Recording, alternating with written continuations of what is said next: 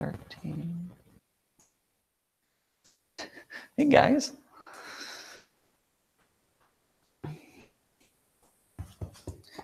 You got your stuff set up? Yeah, I think so. Why is it at me? Oh, come on. Oh. Uh-oh.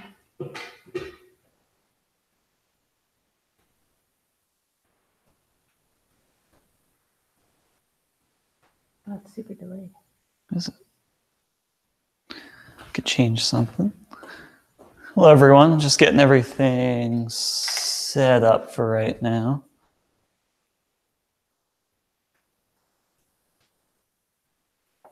Let's see, is there settings? There we go.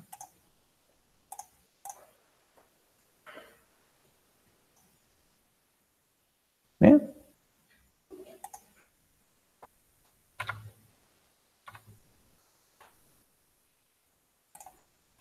So cool.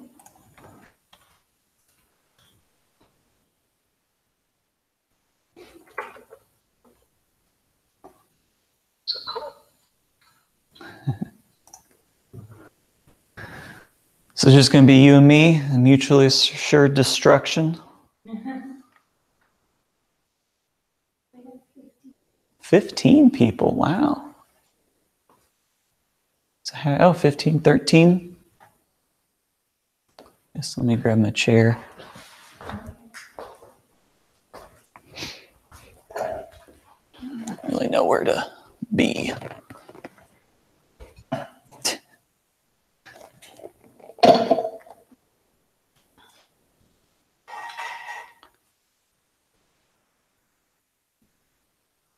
Wrong?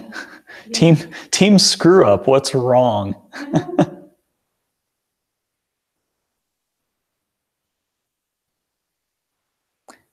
Yeah, there's definitely more of a delay this time.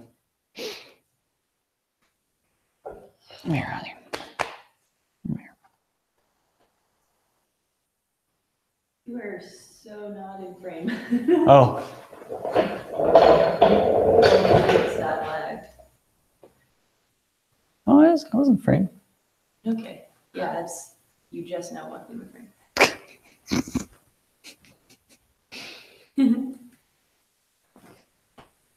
Oh. Hello, everyone. Does anyone have any questions or comments? If not, I was going to talk about some of the things I've been working on and some of the things I'm going to be releasing in the next couple of weeks. Oh, there's stuff on the screen. I know. None of it's questions yet. Oh, what is it? It's a time.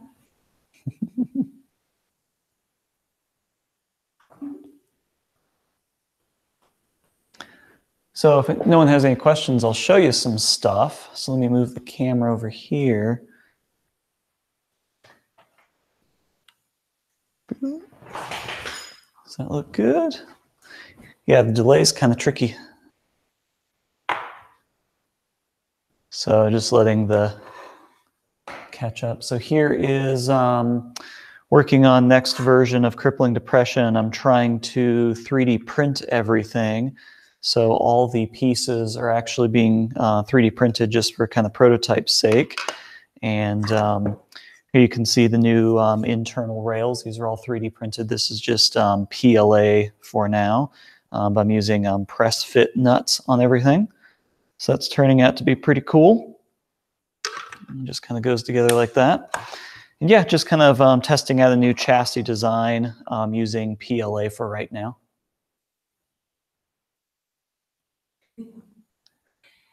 Do you have a question? I was wondering if you'd like to make any modifications to brushless outrunner weapon motors in insect weight classes, especially if you bolt the weapon right on there. This is William Parsley. Yeah, so good question. So William was asking about modifying brushless outrunner motors. So let me see if I can grab one of my brushless motors. This isn't going to be for that weight class, but I can show you some of the modifications that I've done. So here is one of the motors. Oh, that lag is tough. me wait for the camera to catch up here.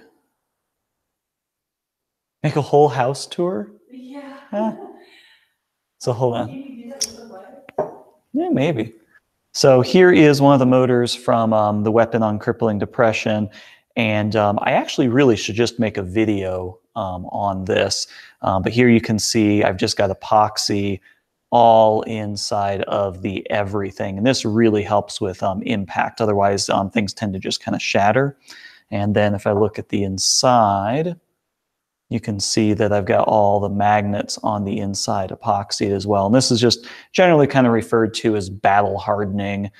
So yeah, that's just kind of what I do for the motors. If you're asking about, you know, actually machining this down and kind of mounting the magnets inside, I haven't done that yet, but a few other people have. So it's definitely something you could do.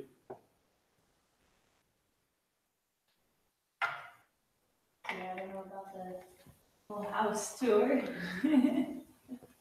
Yeah, we wouldn't really be able to do a whole house tour.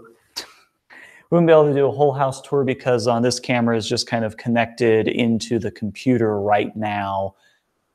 So yeah, we really wouldn't be able to do that. Does anyone want to just kind of a quick tour around the shop? Let me know if you want a quick tour around the shop. I could kind of show some different aspects. It's really messy out here right now, but I could just show you some of the corners of the shop if you want. Do you do any kind of simulation to your CAD models before you build them? FEA analysis or topographic analysis? Yeah, so Samuel was asking if I do any kind of FEA analysis of my combat robot stuff. I actually do not. There's just kind of a lot of general rules of thumb. For instance, like with the weapon discs, you don't want any right angles. So everything is has these fillets on the inside, and there's really no sharp angles on anything. So that's just kind of like, it's just kind of like basic stuff. But yeah, I don't really do any FEA analysis. I am really not at that level. I don't really know enough about that to do that properly. I'm going to close this because it's really laggy. Yeah, that would be hard to follow.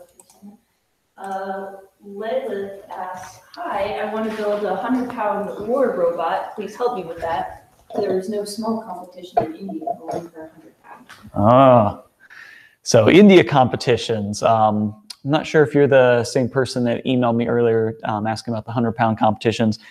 India is really, really scary with the competitions. The arenas are just not built very well, and they're very dangerous. A lot of people have gotten hurt. You know, that's a tough weight class. You're going to get hurt. Something's going to get hurt. Build a small ant weight arena. I would love to see smaller weight classes in India. Just because there's only 100 pounds in India doesn't mean you can't do something smaller and build an arena. I would say take the money that you're going to invest in a 100-pound robot, build an ant weight or a beetle weight arena, and get people involved in it like that, because I've seen some of the stuff that's over there and it's really, really scary. Ash says arena is small. I'm not quite sure what she's getting at. Yeah. Mutually assured destruction asks for tips on getting a good countersink in titanium. Oh, okay. So mutually assured destruction countersinks in titanium. It depends on what you have access to. So if we're talking about a countersink versus counterbore, if you're talking about a countersink, I use these. So can you see me?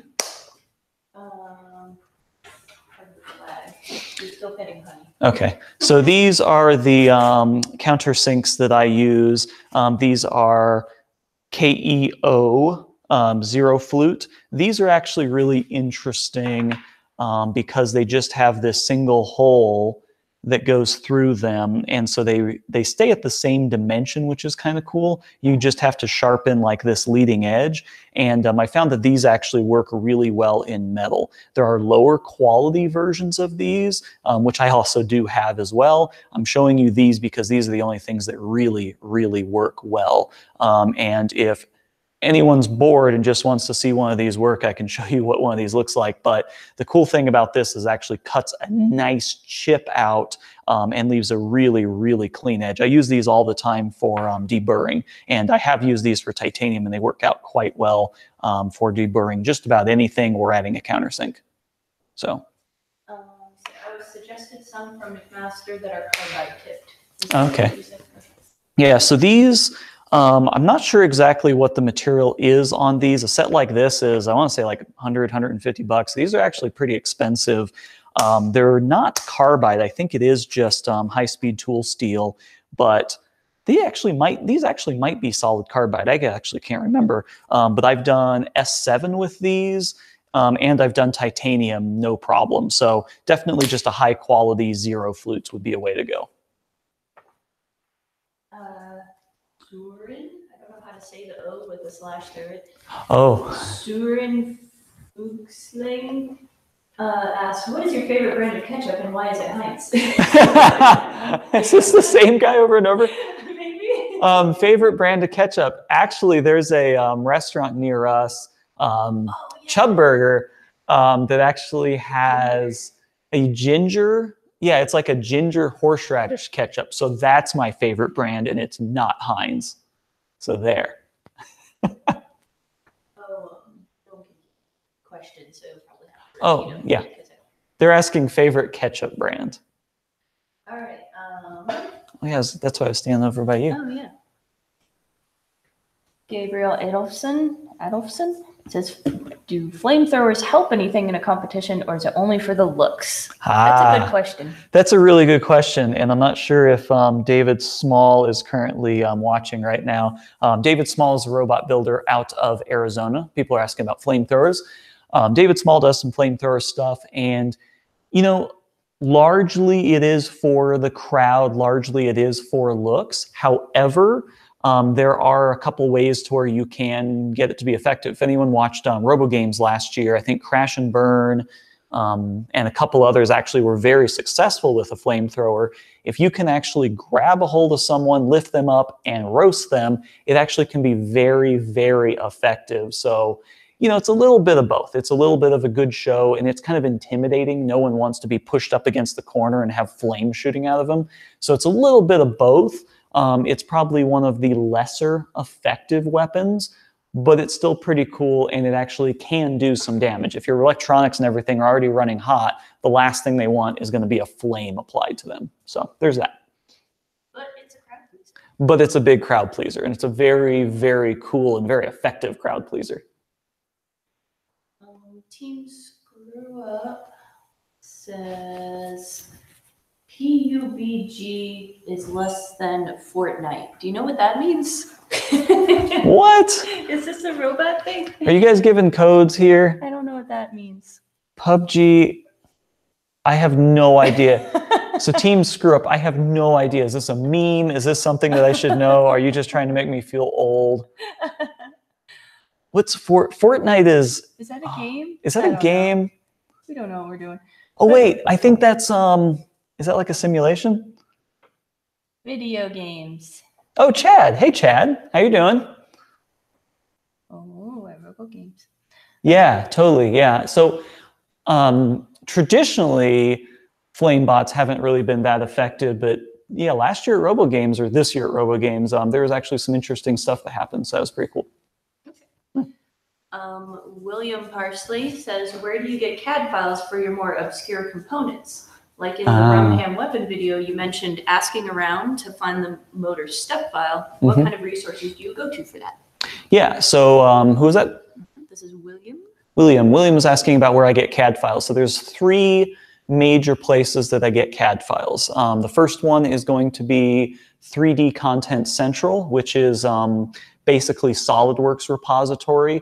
You're not going to find a lot of exotic stuff there, but you're going to find a lot of common components, connectors, anything that's kind of like industry standard, like a Phoenix connector or stuff like that. So 3D Content Central is a good place for that. GrabCAD is another really good place that has a lot more kind of user contributed stuff.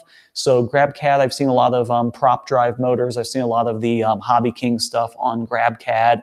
And then beyond there, Google, I'll get back to that later, and then just asking people on Facebook. So for the Rumham video, Luke actually asked around, and someone on the Combat Robot Facebook group had a model of it.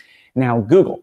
A really good way to do Google for this is to just type in the model number or anything you can about it, and then add STL or STEP or IGES to the end of it. Just add the file extension to the end and just keep looking until you find something. And you might find it on someone's personal blog. I found a lot of really interesting stuff just by typing like the model name of the motor, like prop drive 5050, and then just STEP or IGES or whatever else the 3D model is. And that's actually how I found the model for the 5050 motors I'm using. It was some Russian guy. When I import the models in, they're all in Russian, which is interesting. Yeah. Yeah, I said he was trying to find a step file for the ACK 4006 motor. Honey is very vocal. Samuel asked, do you have any more plans for Kamikaze? Oh, so yeah, Samuel is asking if I have any more plans for Kamikaze. I don't. It's, I guess, effectively retired. I liked it kind of, sort of as a robot, but I built like that the weekend before a competition because they needed more beetle weights. They just needed to kind of fill out the competition a little bit more. And I built it kind of just to see how big of a weapon I could get. And it's never really been even remotely successful. I had a couple crowd-pleasing moments, but I really haven't focused on it beyond that. I've always just kind of been working on something else. It might make a resurgence, not as Kamikaze, but as another type of beetle weight. I'm at least going to take what I learned from it and apply that to something else. But I think Kamikaze as the name and the design of a robot will probably never go anywhere else. What are these guys doing? I don't know, they're standing around watching. Hey. I think we're caught up on questions. Come here.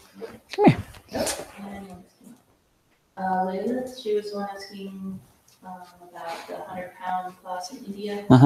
Said, which is more effective, rotating drum or something like Tombstone? And do you have any plan on building a bigger robot? 3 questions. So Layla was asking, what's more effective, rotating drum or horizontal like Tombstone? And then if I plan on building anything bigger. So it really depends on who you're fighting. I definitely recommend for everyone to get the RioBots Combat Robot Guide. If you go to Amazon and just type in RioBots, you can find it there, or you can find it on Google. It is free to download. But as I've said before, if you can't afford the book, you shouldn't be doing combat robots. And if you can afford it and don't want to support the community, you shouldn't be doing combat robots. So buy the book. In that book, they have a neat little diagram about what types of weapons work well against other types of robots. And everyone's a little bit different. So for instance, a drum spinner is less effective against a wedge. A tombstone type robot, a horizontal spinner is going to be more effective against this type of robot. It's really just a matrix. It's paper, rock, scissors. There's not one design that does everything. The thing about a drum robot is the drum has a smaller diameter generally, so your potential kinetic energy is a lot lower because your center of mass is more located towards the center. As you move that mass out further and further, your potential energy or your kinetic energy gets a lot higher. So drums tend to spin at a lot higher RPM to counteract this. So then you get a lot of that kind of gyro motion stuff. So that is kind of an upside and a downside. You know, you can only have that drum spinning so fast because if it's spinning too fast, it won't actually catch. And then the diameter largely dictates how much energy is in it. Whereas with a bar spinner, you can have the weight much further out. So you can have a higher potential kinetic energy for it. But then also you have a lot of the geometry issues the same way too. The other thing that's nice about a drum is you're actually leveraging the floor because you're pushing off of the floor, so you can get some pretty devastating hits off of it when you do catch. So I guess long story short, there's a lot of pros and cons to every design, and there's no one best design. It just depends on who you're going up against. Mark Gutierrez says, I saw Sergeant Cuddle signed up for a competition in Dallas. I thought he was retired. Yeah, so who is that? Mark. Mark. So Mark was asking about Sergeant Cuddles. I sold Sergeant Cuddles, so it was retired from me, but I ended up selling it online, and Mitch Cerrone down in Texas actually ended up buying it, and it will be at Dark coming up in, when's June? I think it's June is when Dark is, Dallas Area Robot Conflict or Combat. So you can actually see Sergeant Cuddles competing at Dark, but it is no longer my robot, and Mitch decided to keep the same name. So yeah, Sergeant Cuddles is still alive and kicking. Gabriel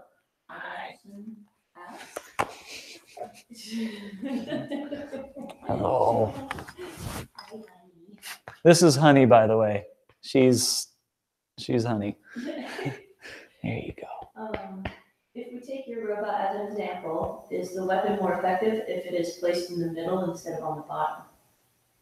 Oh, so I assume, who is that? Gabriel? Gabriel. So are you biting me? I think you're asking about crippling depression. Is the weapon more effective on the bottom, or is it more effective in the middle? This is obviously a theoretical, because the way the weapon block works, it can't really ever be driven. I don't know what you're trying to do. You can never really drive it in the middle, but let's just say theoretically it could be up in the middle. It could be more effective in that you would be getting better hits, because it would be maybe a little bit higher up and be hitting more of the meat of the other robot. The one thing that I really like about crippling depression that's kind of a happy benefit is, because that center of mass is so low, because that center of mass is so very low at the bottom, you can hit wheels, you can hit wedges. Wedges aren't very effective against crippling depression because you tend to hit the weapon instead, which is kind of nice. If the weapon was up higher, the wedge would be more effective. But the other nice thing about it is, with that center of mass so low, the driving is so greatly improved. It drives completely different when it's flipped upside down.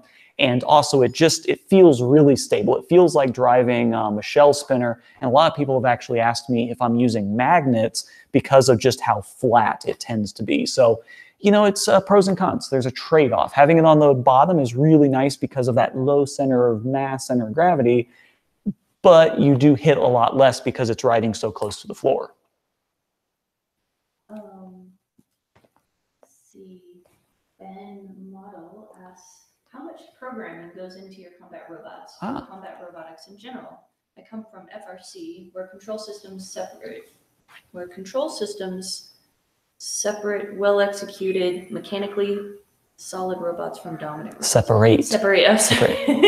Yeah, so Ben asking about programming. So Ben was asking about programming, and that's kind of one of the nice and not so nice things about combat robotics is there is no programming involved if you don't want there to be. I'd say 90–95% of all robots have zero programming whatsoever. It is all plug and play. You have your radio that transmits to your receiver, and then you have your speed controllers that plug directly into the receiver, and that is it. There is no code, there is no programming. You are literally the controller. And for that reason, combat robotics is actually not really robotics. It's just kind of remote controlled armored cars. So that is kind of a nice thing, that if you don't have any programming experience, it's all electrical knowledge and mechanical knowledge. There really is no programming knowledge. However, there are a few robots out there that use sensors and other things and actually do end up having a little bit of code in there, but it's still really new in this sport. Very few people are using any kind of programming, and I think eventually you're going to see it more and more. But right now, I'd say almost every single robot at every single competition is going to be just driven by the RC radio, and there's no programming whatsoever. And none of mine have any programming at all.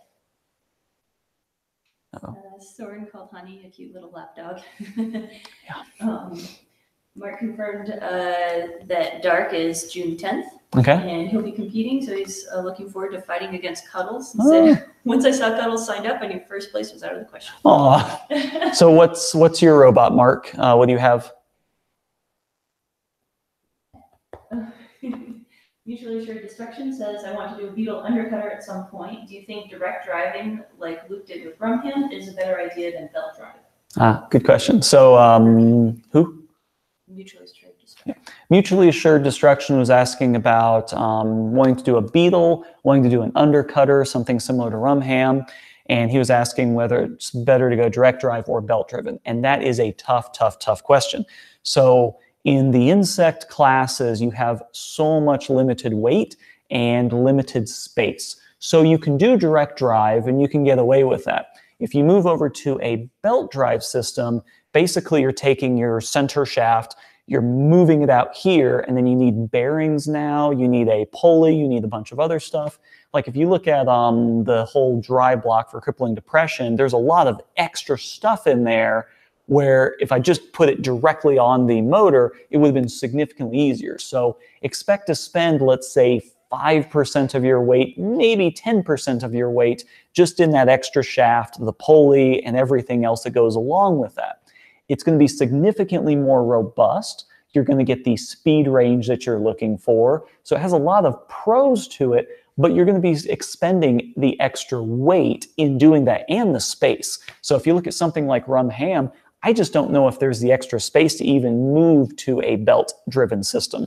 So the trade-off for doing a direct drive is you're probably going to bust your weapon motor quite a bit more. The weapon's going to be fine, but Luke definitely goes through several motors just because of the amount of impact and shock. So on one hand, you have better reliability, but more weight and more space. And on the other hand, you have less reliability, but it's a lot simpler and cleaner setup. So for the insect classes, it's kind of a nice luxury to be able to do that because you just can't get away with that in any of the other weight classes.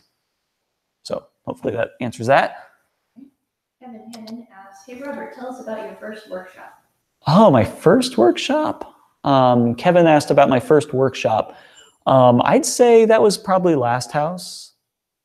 Well, oh, that's a tough one.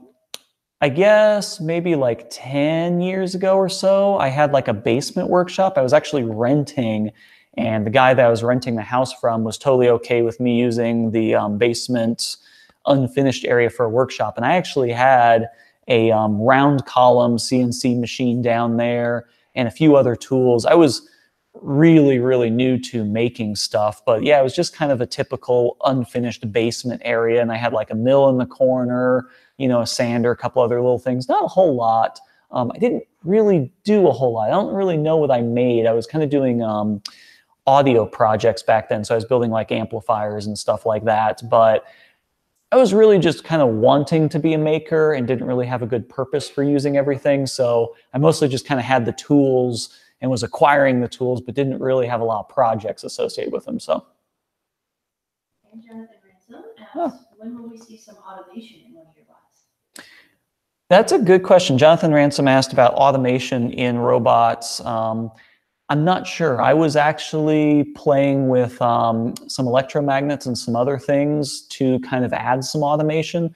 What I wanted to do is actually have an accelerometer or a gyro. Either one could work. Probably accelerometer would be the best. So a really high range accelerometer that could detect an impact or detect a shock, and then have electromagnets on the bottom of it so that as soon as the G-force went above a certain level, a certain threshold, it would kick on the electromagnets. And in theory, you'd have kind of an active stability thing so that as soon as a shock happened, it would just clamp itself to the floor.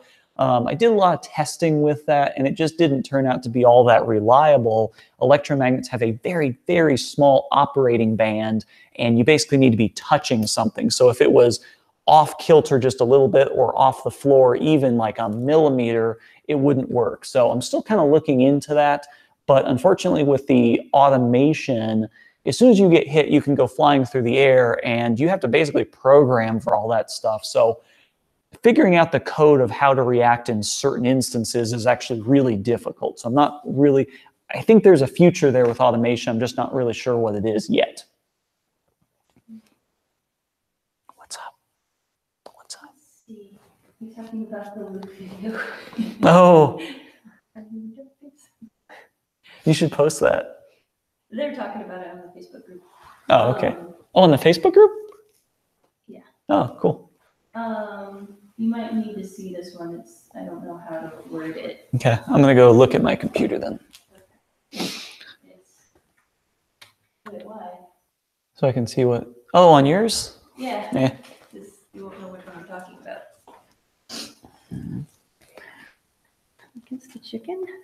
Did he mean crippling? I don't know, I'm confused. So can you make a video where you test your robot's weapon against a chicken? Oh, like take crippling depression and fight it. Yeah, okay, Gabriel, I'm gonna need some clarification. Yeah, I'm gonna need some clarification on your question.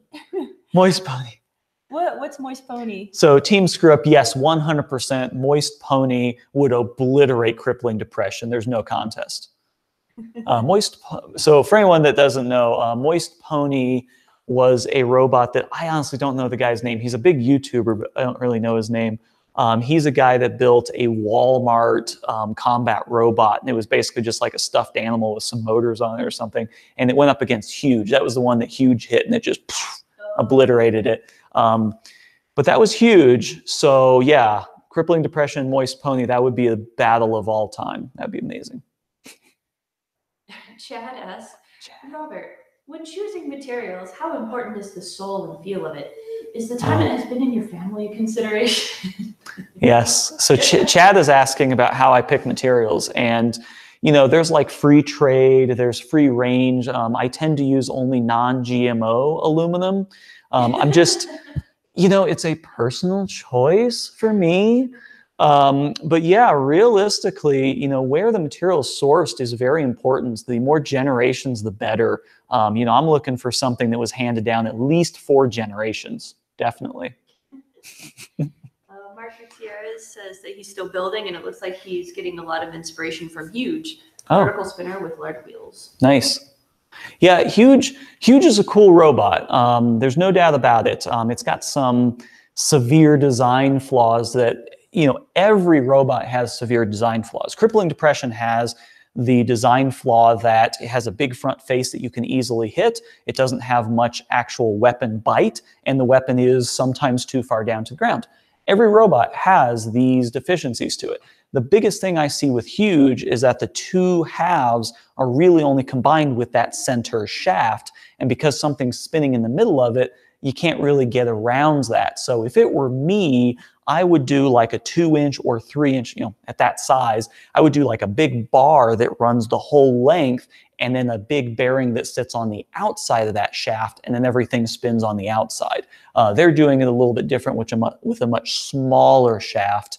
But that's the thing to kind of pay attention to with Huge is whatever shaft connects both sides, that's going to be your weak point. And fun fact, I just got back my weapon blades from Motorama. So here is actually the weapon blade that I fought with Huge, and it really is pretty good, but here is the hit. I'm going to see if I can make this visible. So for anyone not familiar, I fought Huge at Motorama and ended up kind of splitting it in half, and that is the actual mark that was left when our 2 weapons came into contact with one another. It's pretty neat. We have a good one. Samuel was very observant when you showed your model of crippling depression, that the geometry seemed different. What changes are you making? And who is that? Samuel Schuer. Samuel? So Samuel was asking about the changes that I've made to the geometry in crippling depression. So let's kind of mosey on over here. Crippling depression will be very different in this next iteration. Let me see if that shows up. So one of the kind of design elements for crippling depression was I wanted it to look like a box. I wanted it to look like a VCR. I wanted people to kind of make fun of it. I didn't want people to look at it and be scared. I wanted it to look very, very unassuming so that people would underestimate me and then I could do what I do. This one, I don't have any of those advantages, so it's going back to the way I originally intended it. So what you see here is there's actually a slope now. So the whole design actually pinches down towards the back and will actually pinch in. So it's going to be a lot sleeker, and it's going to have more wedge elements to where it's going to be more difficult to hit. There is also maybe going to be something in this region that will help me against the horizontal spinners. But essentially what's happening is I'm just optimizing it. For instance, this is one of the new rails. There's a lot of weight taken off of this, and I'm saving weight everywhere I can, and then adding the weight into the critical places that people are going to be hitting. So more on that later, but basically I'm just kind of redesigning it, getting rid of the box structure of the old version and moving to kind of something a little sleeker and cooler looking.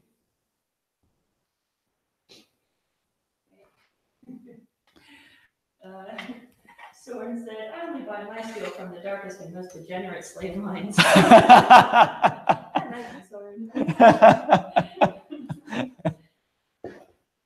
Where's your favorite place to buy steel, and why is it terrible? Usually share destruction as to what do you use to record your CAD program? I want to implement it in a future video, but don't want to go the route of pointing it at the screen. Yeah, so who was that? Mutually Assured Destruction was asking how I record to monitor. So that's actually a really good question. There's a lot of programs out there, and most of them are awful. Hi, honey. The one that I found that is actually really, really good is called Camtasia. C-A-M-T-A-S-A. Camtasia. Camtasia is really, really good. I think it costs some money. I bought a long time ago. Hello, hello. Oh my God, this dog. There you go, buddy. Camtasia is really good. The thing that I like about it is if you do most screen capture programs, you get a little lag and it doesn't really keep up. But Camtasia actually keeps up. It uses its own proprietary codecs, which is kind of cool. And the file sizes are very small. And there's not a lot of overhead, which is nice. So definitely check out Camtasia. I've tried a lot of different versions, and that is by far the best. It's really about the codec you use. The other nice thing about Camtasia is it kind of blanks out the screen when it's not changing. So a lot of the cheaper programs, you'll see like kind of blockies where it's encoding where stuff isn't changing. It effectively takes like a snapshot of the screen, and it only really redraws or records when you're moving around. So check it out. I think everybody has set you up for a Thanksgiving Day video special where you dress like a pilgrim and then take a turkey and beat it to shit with crippling depression. What the hell is wrong with you people? So you guys are talking about a Thanksgiving video where I dress up as a pilgrim.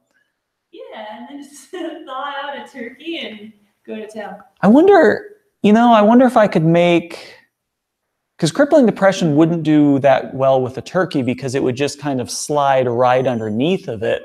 So I think I'd have to make like a new weapon or some kind of new configuration for a turkey because crippling depression wouldn't do all. You are just squeaky.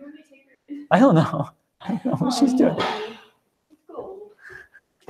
She's a squeaky dog. That's an interesting idea. Would I need like a musket or something?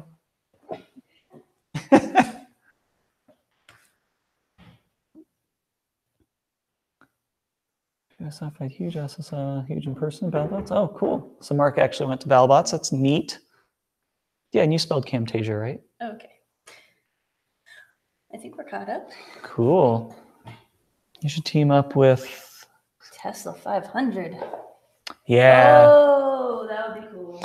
I've really wanted to do some high-speed stuff.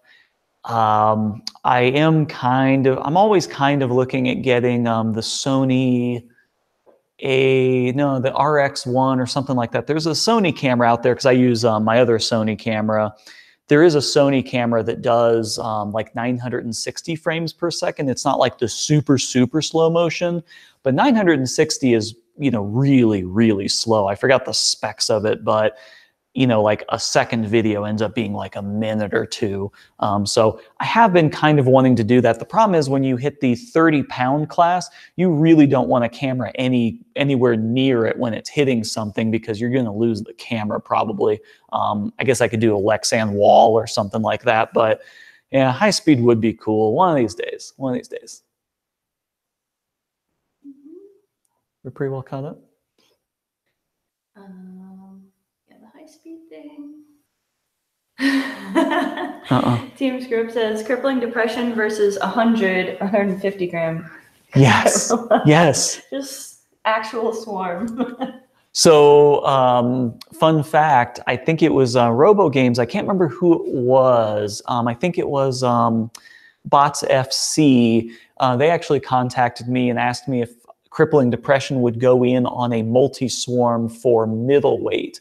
So that would have been, so what, 120 pounds into 30, that would have been 4 featherweights against 120 pound. And I almost did it, but crippling depression is just kind of in pieces right now, so it wasn't ready, and I didn't want the logistics of having, you know, I wasn't planning on bringing anything to Robo Games, but I was really seriously considering having 30-pound crippling depression against middleweights, which probably wouldn't have ended very well, but yeah. We'll do the frozen turkey. Yeah. Chronos is what you need. Chronos. I don't know what Chronos is. I don't know if that's a high speed thing. Or... Oh, Chronos. Is Chronos the open source high speed camera? I think that's what that is. It would make sense because Chronos, you know, time. Well, it is. Yeah, I know. Yeah. Craig Danby said, "Hey man, it was good to meet you at Robo Games." Hey, Craig. Any plans for 220 or 250 pounds? Yes. So Craig was asking if I have any plans for something bigger, and yeah, I'm not sure exactly what it is. I don't want to just take crippling depression and scale it up because it seems cheaty. I want to do something different, but I'm toying with the idea of building something bigger. I just don't know what. I'm actually, LT. Yeah, so I mean, the secret is I've been talking about it with a few people. I am prototyping some Melty Brain stuff and doing some numbers and doing some math. I'm contemplating doing a heavyweight Melty, and we'll see how that goes. But the new season of BattleBots is going fantastic. If anyone hasn't seen it, definitely check it out. I would assume that there's going to be a next season of it, and if I could get a 250-pound Melty for next season, that might be something I do. And also, likewise, very nice meeting you. And there's my compressor.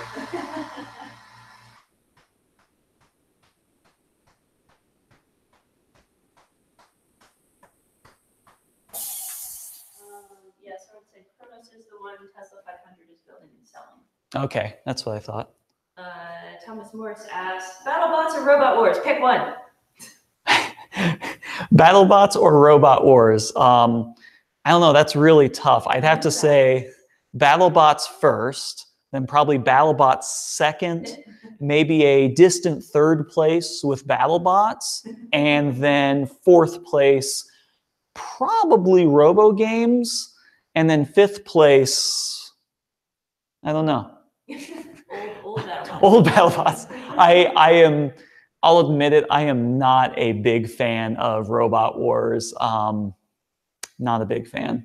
I watch it, but I much prefer BattleBots, so sorry if that gets some internet hate.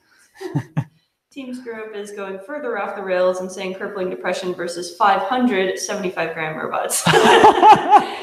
What, is there even 75-gram competitions? I know it's technically a weight class, but Is that fairy weight? I think fairy weight's 150. Oh shit. Yeah, 75 is half of that. So like Gimli, David's like little one like that, it's half of that. I don't even think it's like a coin cell battery and a couple pager vibrators, yeah. Ralphie says he's late to the party, but asks, how would you approach ABC as a beginner? Oh, good question. Ralphie was asking how I would approach AVC as a beginner. There's a couple different paths you could take. Definitely 100% do insect classes. Don't do featherweight or anything like that. You're gonna have a bad time.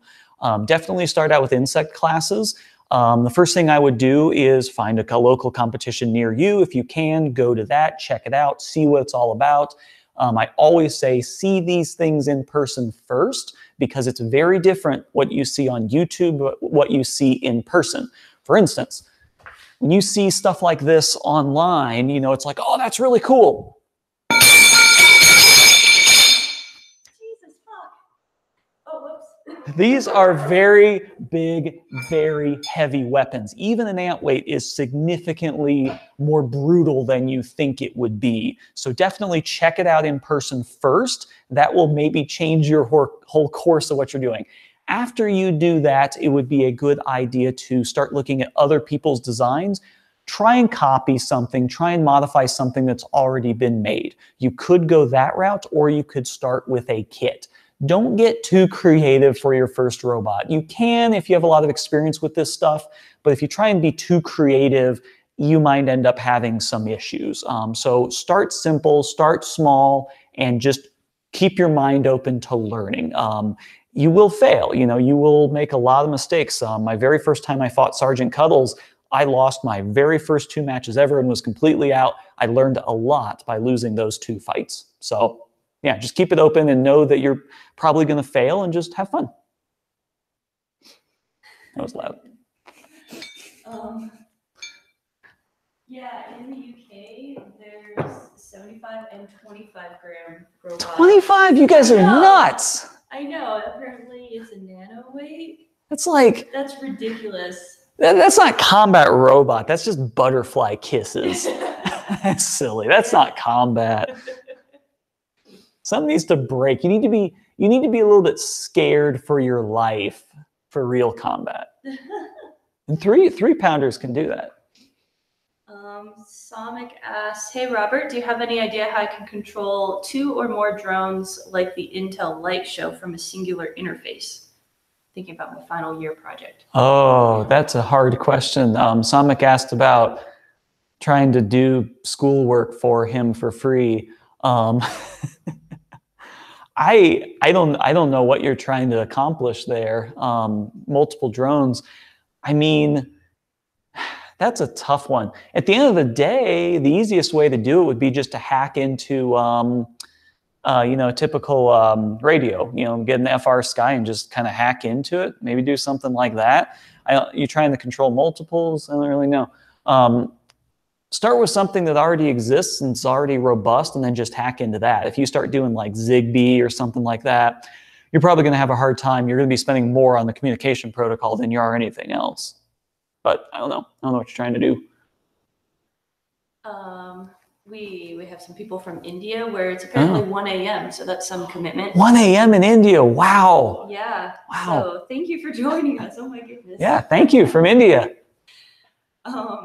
Mutually Assured Destruction asks, where's ClashBots in your rankings?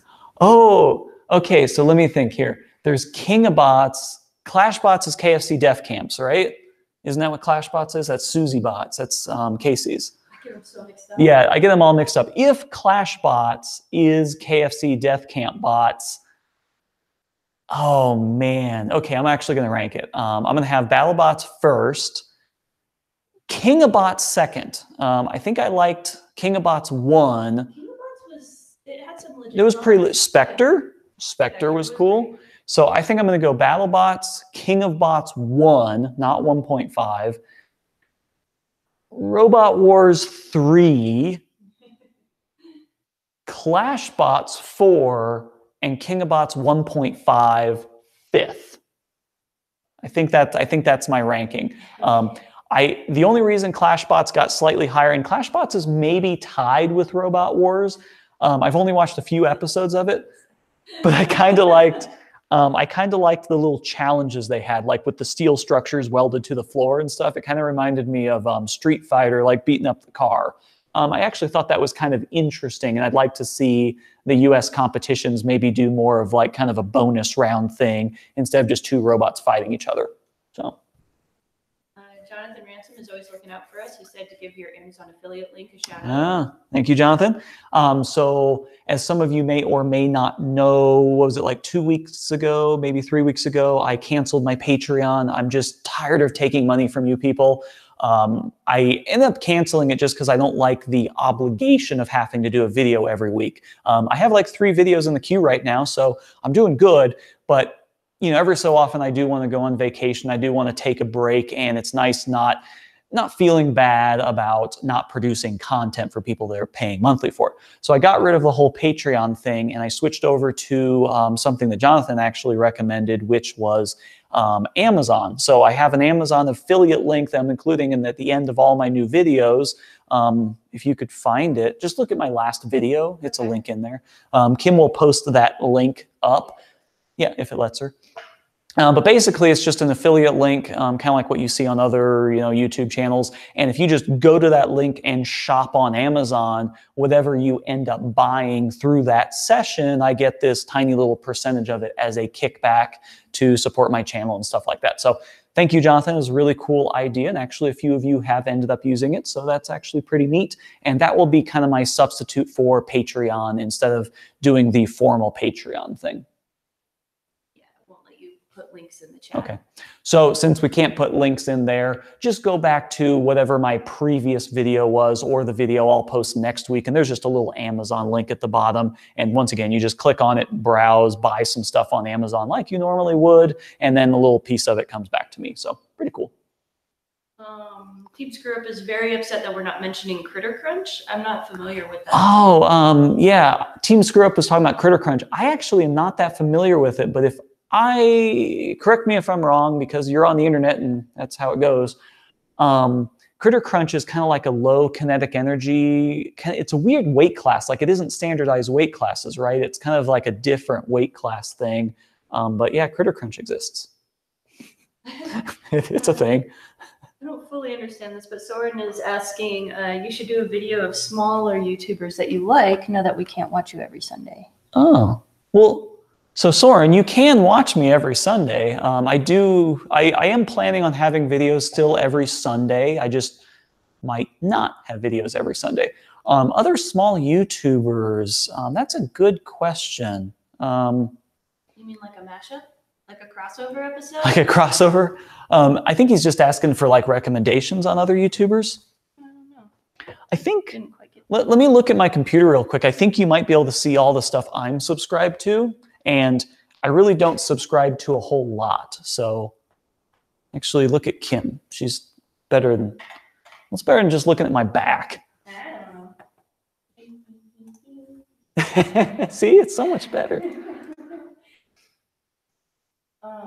And someone mentioned doing Patreon on the per video option. Yeah. Which I know you don't. I will discuss that in a second. Oh, and Soren points out if your Patreon's still in your About section on YouTube. Oh, so, good call. Thanks. Nice catch, Soren. Thank you. Yeah, so if you guys want to see some of the channels that I like or I'm subscribed to, I'm probably going to have to go through and make sure that all those are correct. But if you go to, am I in the frame? I don't even know.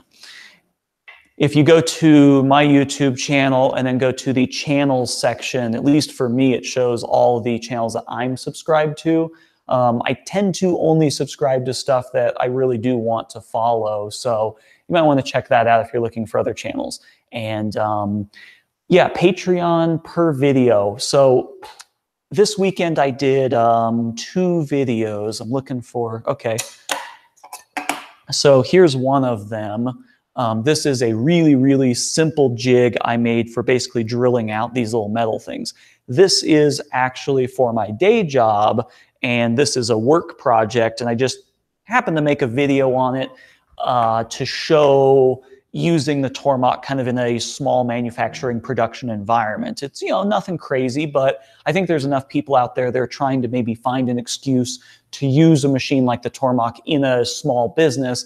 And so I just kind of use that as a small use case. Now, let's say you're into combat robots or you're into my normal machining channel video. This might not be that interesting to you. I also released or shot another video yesterday about keyways, you know, just kind of explaining the basics of keyways. If you're maybe more into like the Arduino side or something else, maybe you're more advanced, keyways might be too beginner for you. So the last thing I wanted to do was think about what videos I'm going to be creating, that I have this audience of some people that are combat robots, some people that aren't, some people are machining, some people are Arduino. And I didn't really want to force upon you, if I make a little 5-minute video on, hey, here's this little thing I did, I don't want to make everyone pay for that. So it's just, getting rid of Patreon was just a lot easier for me. And if you look around my garage, you see my toys. It's not like I'm really super hurting for, support. You guys are awesome. You've always supported me. That's fine. But for me, it's actually easier to just kind of do it my own way. So. Squidus asked what is happening with the Stratasys 3D printer, which is kind of an FAQ. Yeah. Oh, yeah. So Squidus was asking what's happening with the Stratasys 3D printer. That's kind of on pause right now once again. I've talked about this a little bit in Facebook in the previous live stream. I'm just not all that happy with the quality of it. I think I showed some prints on it the last time, and it's doing okay. Granted, I'm only printing PLA with it right now. It really excels at printing ABS or some of the more complicated materials. But what I'm finding is that the print bed is 10 inches.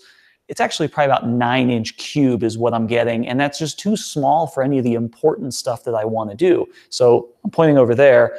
I'm printing out all the kind of test pieces for the new Crippling Depression, and I can't use the Stratasys for it because it's too small. It's at least 1 inch or 2 inches too small. So really the stuff I'm printing is kind of bigger.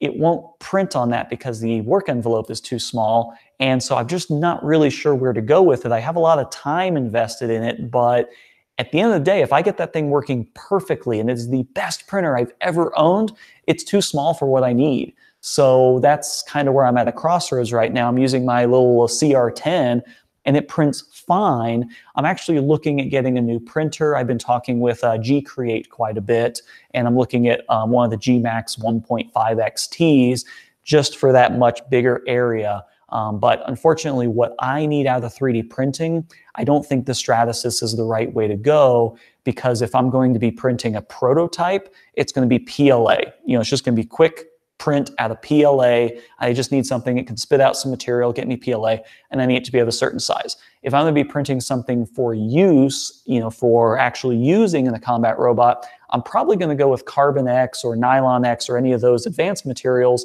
and really having the heated chamber and everything else isn't a huge benefit. So I'm kind of at this crossroads where it's not really the right printer for me right now.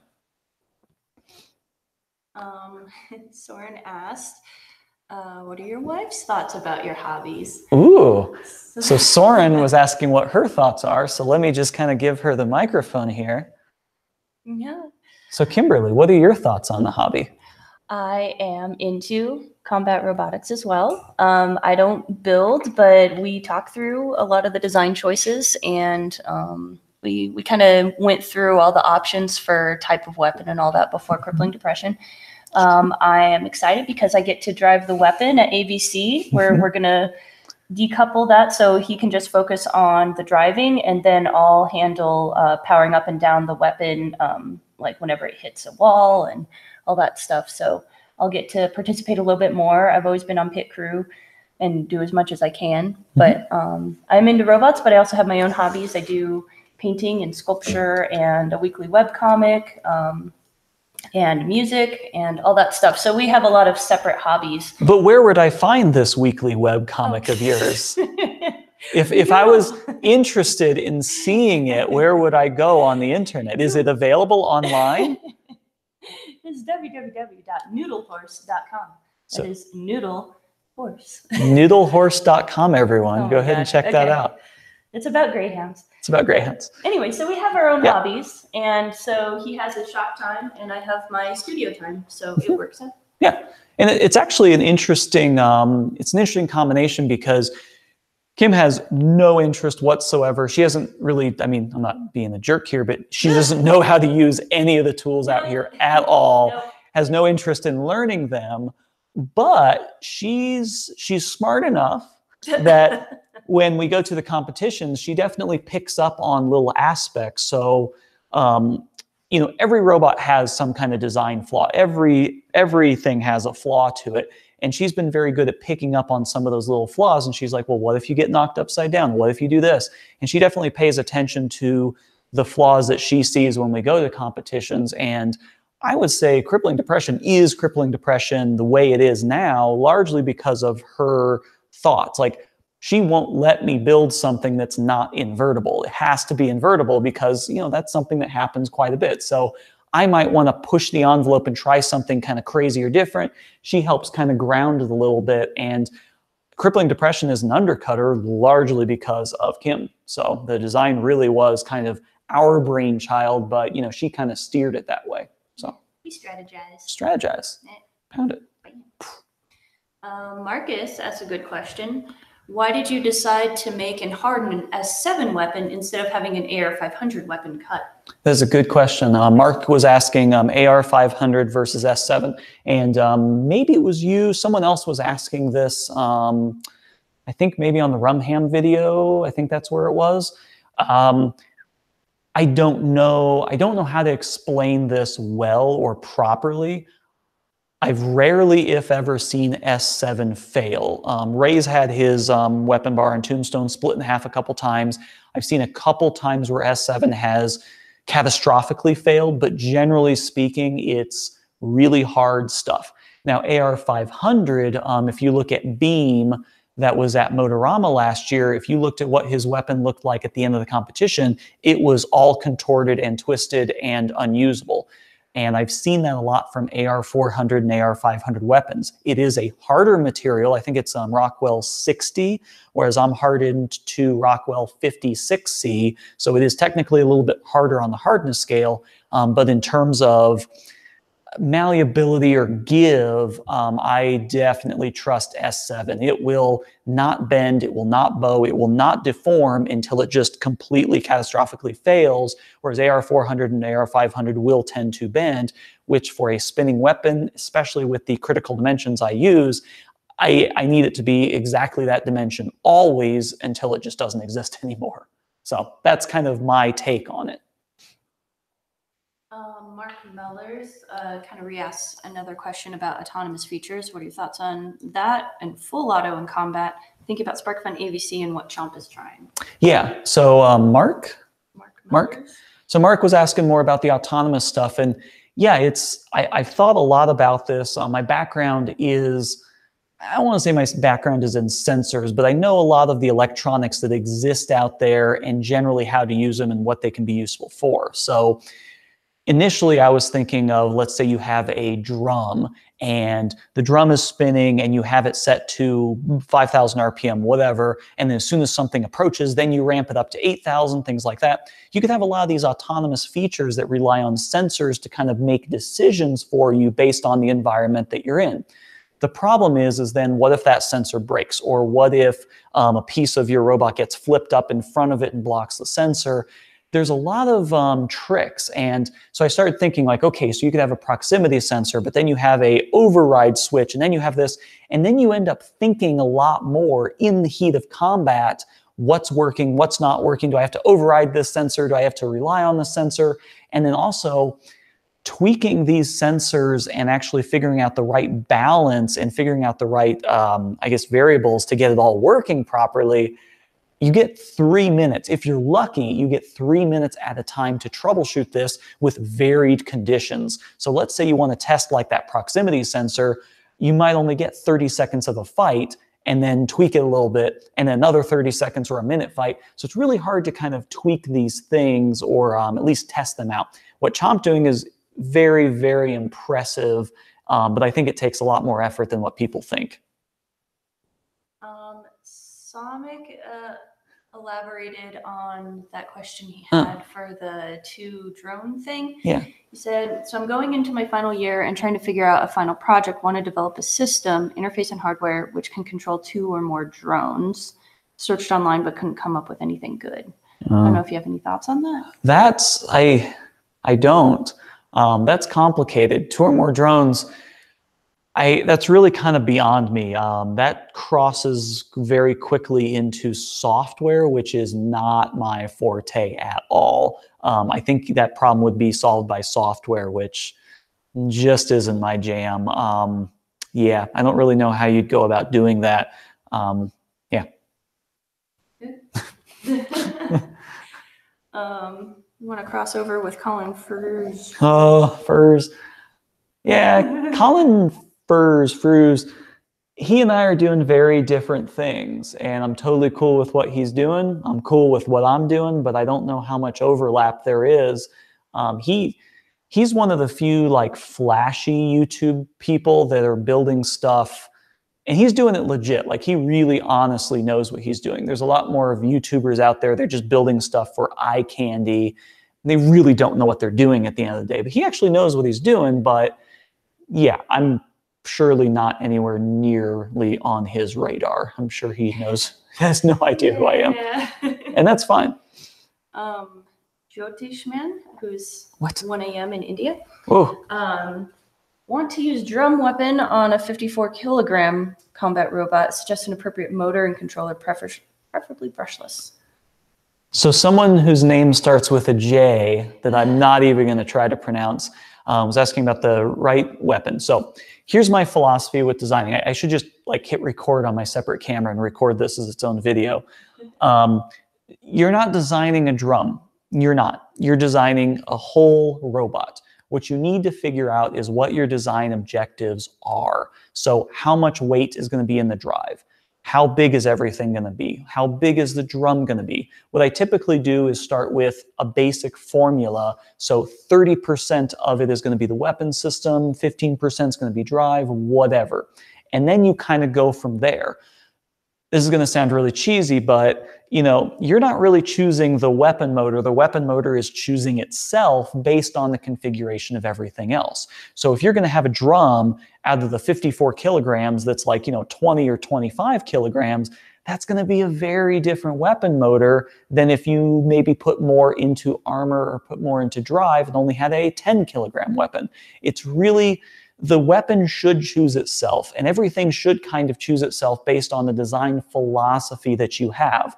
I said in the weapon system video for Crippling Depression that the final weight of the weapon was the last thing that was determined because I built everything else based on what was needed. I calculated how much I needed for the drive, built the drive, I calculated what the general size was going to be based on the drive.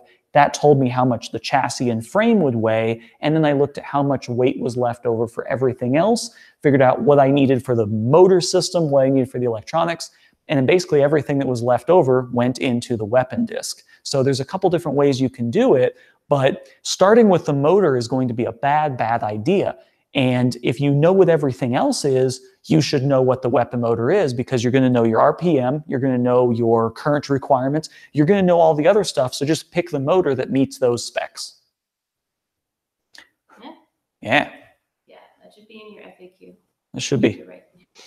I will do some kind of design philosophy video someday. But yeah, that's kind of how I design, is don't design for building a drum robot. Build for, I'm doing a 54 kilogram robot. You're going to have a battery. You're going to have this. You're going to have this.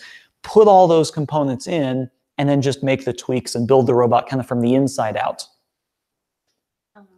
Marcus Quintillion, that's a cool name. Yeah. Had a very good idea. Maybe you could do some sort of behind the bot videos of competitors during competitions, like robot games and stuff. I think it's a really good idea. That's a pretty good idea. I don't really have, Marcus was talking about like a behind the bots, kind of maybe you thinking like, yeah, like interviews kind of thing. That would actually be really cool. And I think the next competition I go to or compete at, I think that's probably going to be AVC, is I want to do more of the format to where maybe you and I talk a little bit and I actually record maybe some of the strategy or take notes or something, and do kind of, here's before the fight, here was the fight, here was kind of the post-fight, and kind of show, yeah, as it progresses through. but that would be really interesting to do at a competition. I don't really have a run and gun camera setup, as they say. I have it, you know, this big thing that I can't really travel with. But I could definitely maybe think about doing something like that, because doing kind of a, I don't know, an event report type thing could be kind of interesting. Yeah, that's a good idea. I like that. Jonathan Ransom asks, do you have one of your electricity monitors from work installed at your house? That's a good question. Your VP, maybe you should. Yeah. So, and then we were just talking about that at work. So Jonathan Ransom was asking if I have an energy monitor set up here at home. I do not. So I guess the long story short of that is we just released our new product line, www.egauge.net, for anyone interested. We just released a new product line in January or thereabouts, and I was waiting until we released the new product line to get it. Then we ran into some supply chain issues and didn't really have the appropriate amount of stock, so I didn't want to take one out of stock for my own personal use. Now that we've got all the supply chain stuff ironed out, we have excess components, and I will most likely be installing one here in the next month or so. But one of my new ideas with the company is I want everyone in the company to actually have one, just so everyone gets a little bit better familiar with the product itself. So I probably won't be doing that as a video. If you have any questions, feel free to ask, but you can check out egauge.net to kind of view a little bit more about it. Largely for residents, I'm going to know that, hey, I use this much energy, and that's pretty much what my bill says every month. But it would be kind of interesting to separate out the shop and know how much power I'm using just in the workshop. Might be kind of interesting. Andy Green said, just got here, want to know, when is the new ant and beetle weights coming? Oh, so Andy was asking new ant and beetle. Probably not going to be doing an ant for the foreseeable future. I kind of like going bigger. I kind of like doing something a little bit more powerful. Ants are cool. I don't want to discourage anyone from doing an ant weight. I think that's a great place to start. But I kind of like the concept of ending a competition with just a pile of nothing at the end. And with ant weights, there's not as much challenge there because you can't just obliterate an ant weight, generally speaking. So I kind of like the beetle weights for that because there's still a good amount of destruction in a beetle weight. So I'm going to stick with beetles for right now. I have kind of a vague idea of what I want to do for a design, but I haven't really started anything in SolidWorks. And I really want to focus on crippling depression since, you know, I want to keep up my title at AVC and maybe get first place again. So I'm kind of focusing more of my efforts towards crippling depression, but I might have a beetle weight ready for AVC as well. And I'll definitely post stuff when I figure out what I'm doing. Is David Small Team Small? Yeah, Team Small. He asked, if you were forced to make a Sportsman, what kind of weapon would it have? Oh, David, how you doing? If I was forced to make a Sportsman, what weight class did they say? 12 or 30? Didn't say. 12, 30, 60. If I was forced to do a Sportsman, so for anyone that doesn't know, Sportsmen, basically, they're not as destructive. They're kind of more strategic. So think of like a flipper bot or a Coulson drum bot, which actually uses basically a drum made out of like these really grippy wheels. So you have a whole drum made out of those. So instead of like knocking against the person and knocking parts away, it actually kind of flips them up in the air. So Sportsmans are kind of more like grapplers, flippers, stuff like that. If I was going to make a Sportsman, I think I'd try and find a way around the rules to where I could still destroy people without using high kinetic energy. So I'd probably do a crusher. I'd do a crusher because in Sportsman, a lot of people don't do a lot of armor because there aren't big, I mean, there are hammers. Hammers are another thing that are in Sportsman, but you don't have these large spinning kinetic energy weapons. So people tend to go a little bit lighter on the armor. So maybe a crusher would be kind of a really dick move. I don't know. But that's your jam. Yeah. I mean, crippling depression, the whole concept behind it is someone's going to be really upset at the end of the day. So. Jonathan Ransom asked, how do you keep track of all your project ideas and timelines? So Jonathan asked how I keep track of all my projects and timelines. I have two spreadsheets. So I have one that is kind of YouTube ideas. So it's projects that I kind of want to accomplish or things that I want to do. And that is just kind of a running like list of bullet point items of, things that I kind of want to do and, some ideas, and I kind of like save links, and that's kind of my organizational one. And then I usually have for every large scale project like Crippling Depression. Crippling Depression has 3 or 4 different spreadsheets and maybe 3 or 4 Google Docs that outline the project management side of the project, and then also all the numbers in various spreadsheets for like weapon calculations, drivetrain calculations, all that stuff. So Google Docs, I use Google Docs a ton. I have every big project I have has some sort of Google Doc or spreadsheet component to it for sure. But project manager, so. Yeah. Jonathan asks, are electric shock weapons allowed in competitions? So Jonathan is asking about like electric shock. Absolutely not. So a lot of the kind of more, why hasn't anyone thought about this? They haven't thought about it because it's typically illegal. So untethered projectiles are generally illegal. Shock type things are illegal. Radio jamming, a lot of that stuff is legal. Basically illegal. The only thing that really is legal is transmitting force. I was kind of explaining this. We were talking about this the other day. Is really the way to think about combat robots or BattleBots in general is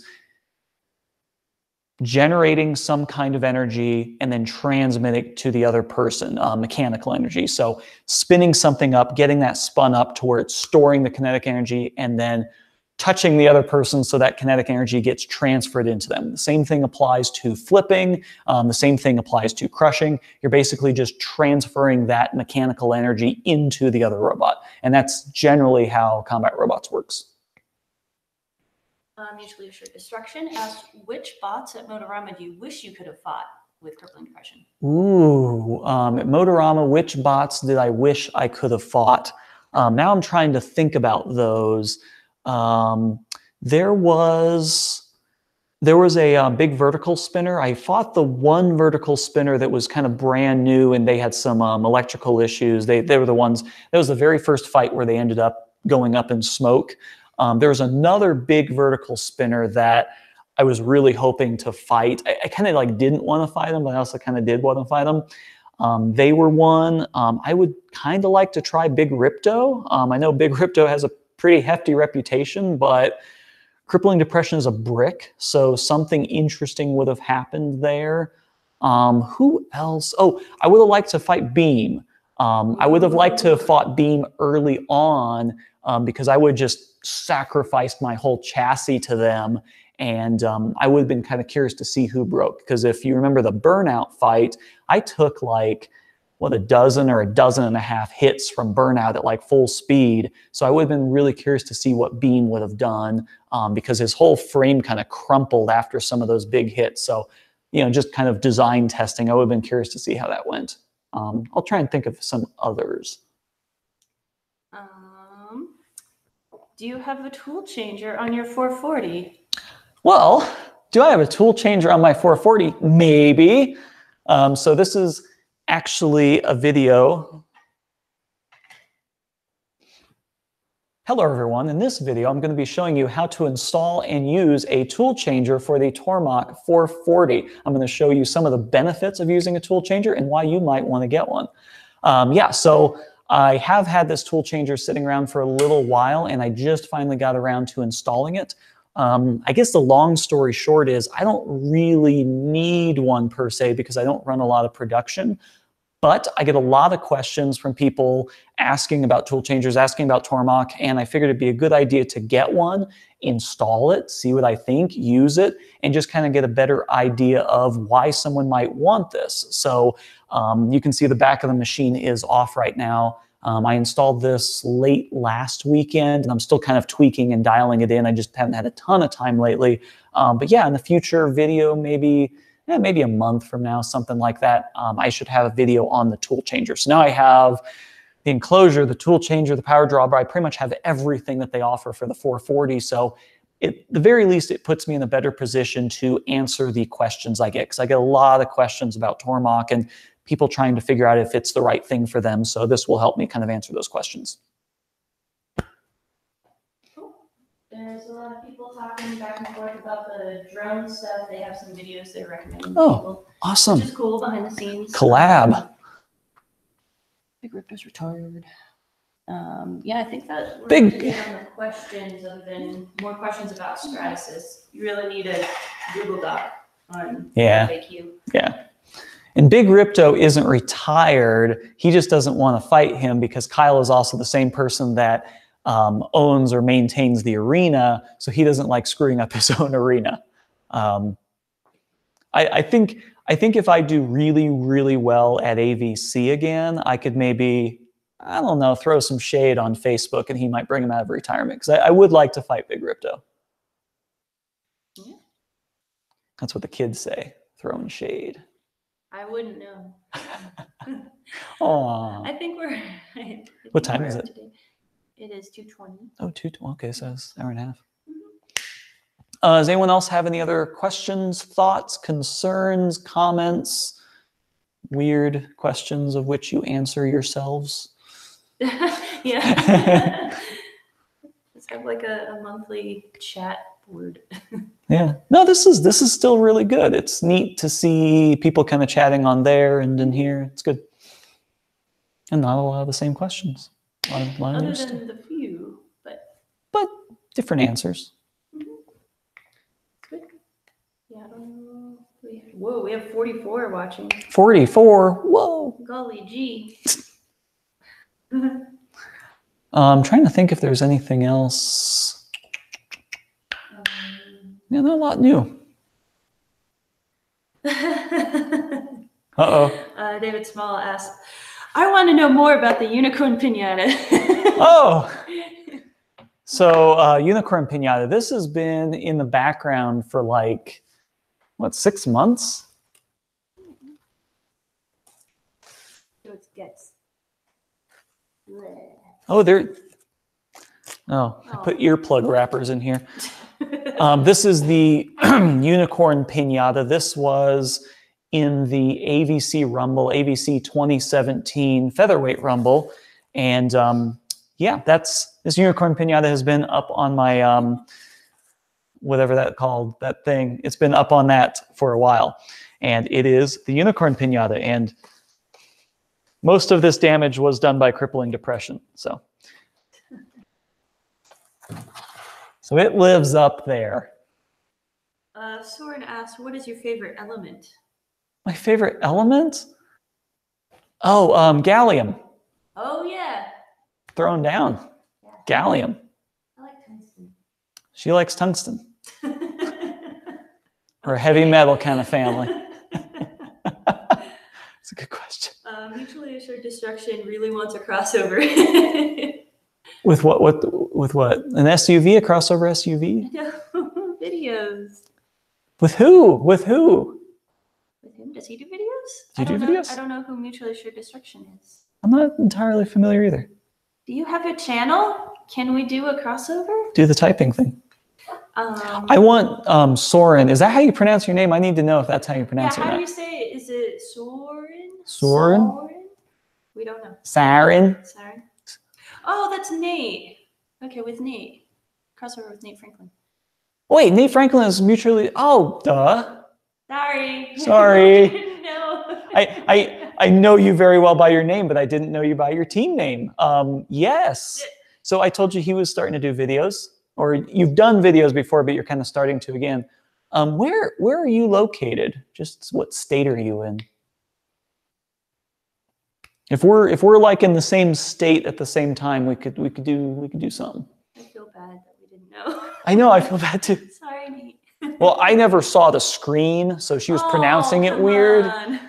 She was saying like mutually assured destructive, and that's something different. Oh, shut up. He's in Pennsylvania. So Oh, that's a little tough. Pennsylvania. We could do it like next time we're at Motorama. Motorama, yeah. So if you want, what we could do is next time we're out at Motorama, we could just like take an extra day or something like that. Yeah, I'm down for crossover. Mm-hmm. It's cool. Or if he's here for ABC. Oh yeah, if you're coming out for ABC. Mm-hmm. Soren said we're close enough. So Soren, you need we'll talk. You need to come to every live stream and you need to have a list of 5 questions. What is your favorite blank and why is it this? Jonathan's asking your beard maintenance routine. My beard maintenance routine? Get really close when I use the lathe and just lean over and just kind of let nature take its course. No. I'm not like a beard guy. I really am not a beard guy at all. I don't use oils. I don't use conditioners. I really do nothing. I'd say once a month, I use scissors and I trim the beard. That's all I do. That's it. 100%. Nothing else. And I won't let you shave. And she won't let me shave. So. Yeah, unfortunately said he can't do ABC this year, but he wants to try. It's a bummer, but at least we can. I guess you don't want to crossover either, huh? Oh, snap. Snip, snap. Adam Turner asks, who do you subscribe to on YouTube? Oh, so Adam Turner asked who I subscribe to on YouTube. If you look at my YouTube page, which, you should already be on there all the time. It should be your home page. Go over to the channels tab. So it's like, about video, something like that. Go to the channels tab, and that shows all the people I subscribe to. So you can check that out. There's a good amount of people on there. So you can kind of look through and see all the people I subscribe to. Okay. But it's a lot. I could list them all off, but I think it's like, I don't know, 50 or 100 people. So it's quite a bit. What's your favorite tool in that playground? Except the 440. Favorite tool. This kind of changes. I almost always say this guy. This. I'll give you a couple lists. I really like my laser. So the cool thing about the laser is, I'm making new these for crippling depression. This is the internal frame rail. So I took just a piece of cardboard out of my scrap pile over here, laser cut this, did this to test fit. And I mean, this is dimensionally accurate. The dowels actually fit in here. The nuts actually fit in here just fine. And so I laser cut this in like 10 seconds. I can test the fit on everything. Then I take this and then make it on the 3D printer, and then that looks good. And then I can take it and machine it or water jet cut it. So the laser is awesome because I could just take, several pieces of this out of cardboard, stack them up, and make a 3D representation. So that's pretty cool. I can make my own little custom magnets with it. So that's pretty cool. The laser is definitely probably one of my most used tools I have in the shop. The other thing that I'm really digging, I'm going to move us over here. Let's see, what does that look like, Kim? I don't know yet. Ask me in 10 seconds. Okay. So I'm over here. I'm really, really, really liking the Nova drill press. I kind of went through a little period where I was kind of mad at them because I bought this for tapping. I bought this for a couple other little features that really ended up not working out well. But as far as a drill press, this thing is a beast, and this thing is really, really amazing. I've actually been using the drill press more lately instead of like the CNC machine. But I'm really liking this thing. I like the fact that I can bolt an arbor press to the table and it's really stout. So I don't know, I'm kind of been liking this, and Technatool, the guys who make this, just contacted me.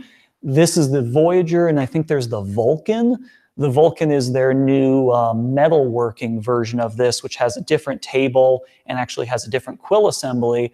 And I think they're going to be sending me those pieces to upgrade this to the Vulcan. So you guys might see some drill press videos coming up. But I don't know, having a really nice drill press is pretty cool. So I like this. I like the laser. Of course, I like the Tormach, but it's more of a one-trick pony. You can only use the Tormach for CNCing things. You can only use it for machining, whereas this actually has a lot of just kind of fun uses. So.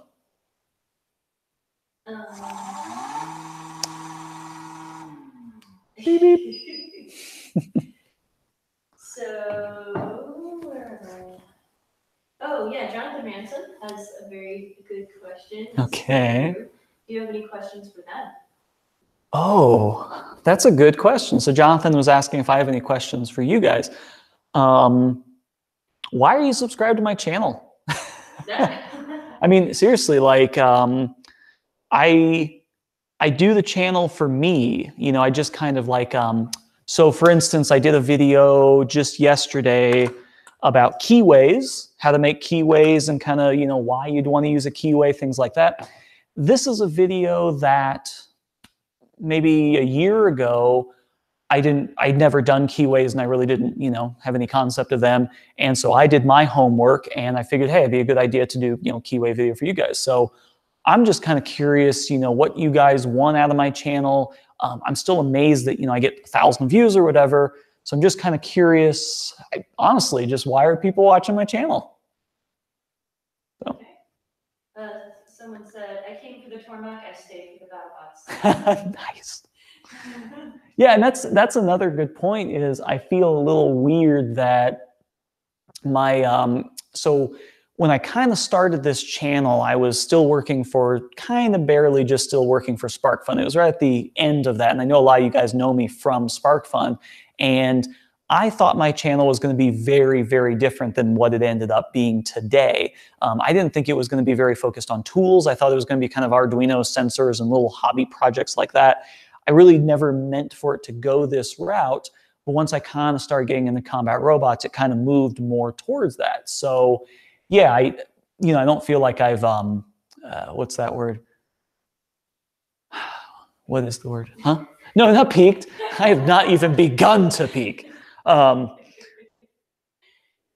against what my original channel was. So like I tricked you guys into like, you know, thinking it was going to be one thing about Arduino and then it ended up being something else. I don't really feel like it's that, but the channel has definitely kind of drifted in various directions over the years. So yeah. I'm going to go over here. You're getting a lot of responses to your question. Oh, cool.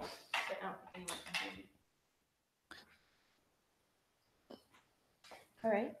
Your videos are well made and you explain everything clearly. Also, your bots are cool. Okay. Trackster misses you presenting on SparkFun. Okay. For the beard. Oh, Craig, are you still here? Somic says that he's learning a lot about hardware since he's a software guy. That's okay. Good. Cool. The beard and t-shirts. What t-shirts? T-shirts. I should wear more cool t-shirts. Nicholas Stahl says he likes start to part. Enjoy something being made. Okay. Electronaut likes machining videos. Oh, okay. it's Tom Lipton looking for similar content. Okay. Start to part, educational. So yeah, I think you're hitting your target audience here.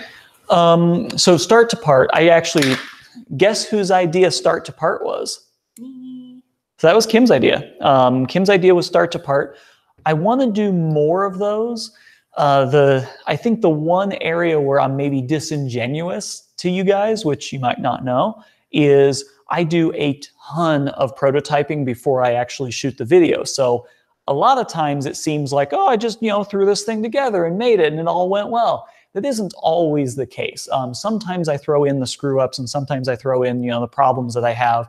But a lot of times it's because the weekend before I did like the whole thing already and kind of did a dry run. And sometimes that's what you just have to do with shooting videos. And that's why I don't do that many start to parts, is because there's a few things like the titanium hub in Crippling Depression that I made for the new version. That was supposed to be a start to part, but I kind of had to test it and prototype it. And then once I made it, I really didn't want to go and make a whole new titanium part from scratch. So sometimes I'll set up the camera and do it, but then other times I'll just kind of do it off camera and then I just kind of keep pushing forward and don't want to do something again. So I'm going to try and do more from start to parts. Cool. It's good. Tractor said, I'd like to see hobby gadgets with lasers and Arduino measurement. Okay. Jonathan said, subbed 100% because of your personality. Oh, thank you, Jonathan.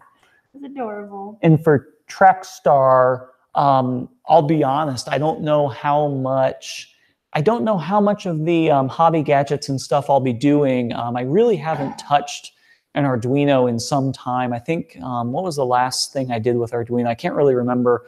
I'm kind of moving away from that. I guess ultimately I'm moving towards skills, mechanical skills. Like I said, the keyway video I have coming up. Actually, if David Small of Team Smaller Robotics is still around, David, I have a video for you, kind of. I'm planning out a video that's everything you need to know about UHMW. And I'm going to show you every cutting thing I have in the shop, what a table saw looks like when you cut it, what a bandsaw looks like when you cut it, what a scroll saw looks like when you cut it, how various end mills look like on the Tormach, how different drills work with it. I think that's a good video for people to have because UHMW is a really common material, but there's a lot of different ways to work with it. So I want to show, like, what does a hand saw look like on UHMW? So I want to do kind of more videos like that that are more like kind of technique based. So why me? Why you? Why is that video for you? It was for you because you were talking about, David was talking about buying a bandsaw. I think if you remember that, you were talking about possibly getting a bandsaw and you were saying that you were going to use that for the UHMW. And I had never cut UHMW with a bandsaw. I tried it. It doesn't work out so well. So I think just kind of showing you how that works and showing everyone else how that works. I found out that cutting UHMW on a table saw is like the best thing in the world. It's actually better fit and finish than machining it. So, just kind of showing people the various methods of how to work with something. Someone did ask how your new saw is. Oh, yeah. It's covered in linear actuators now. So I'll go over here real quick. Someone was asking about my table saw. So I don't do much woodworking, but when I do, it's artisanal and bespoke. Yeah, so this is my table saw. It's let me see if I remember right. This is a rigid 4512, I think what it is. This is something you get at Home Depot. I want to say it's like $600. But if you go online and buy stolen Home Depot gift cards for a discount, Oh, God. actually, so what you can do is you can go on Craigslist and you can find people selling Home Depot gift cards. And that's what I did for this. I bought the whole amount in gift cards for 20% off retail value. And I got this, I think I bought this like maybe $400, $450. So it was a pretty good deal. I love this saw. I'm not a woodworker, so take it for what it's worth, but it has a nice cast iron table. This thing is like really beefy. I think it's a little over 300 pounds. And so that was me trying to move it. And it has a really cool mobile base. So look at that. I can just move 300 pounds around with maybe my pinky, Really nice fence. Overall, very nice table saw. I've had a smaller table saw in the past. It was just kind of like a little job site one. This thing's actually really, really nice. I really enjoy using it.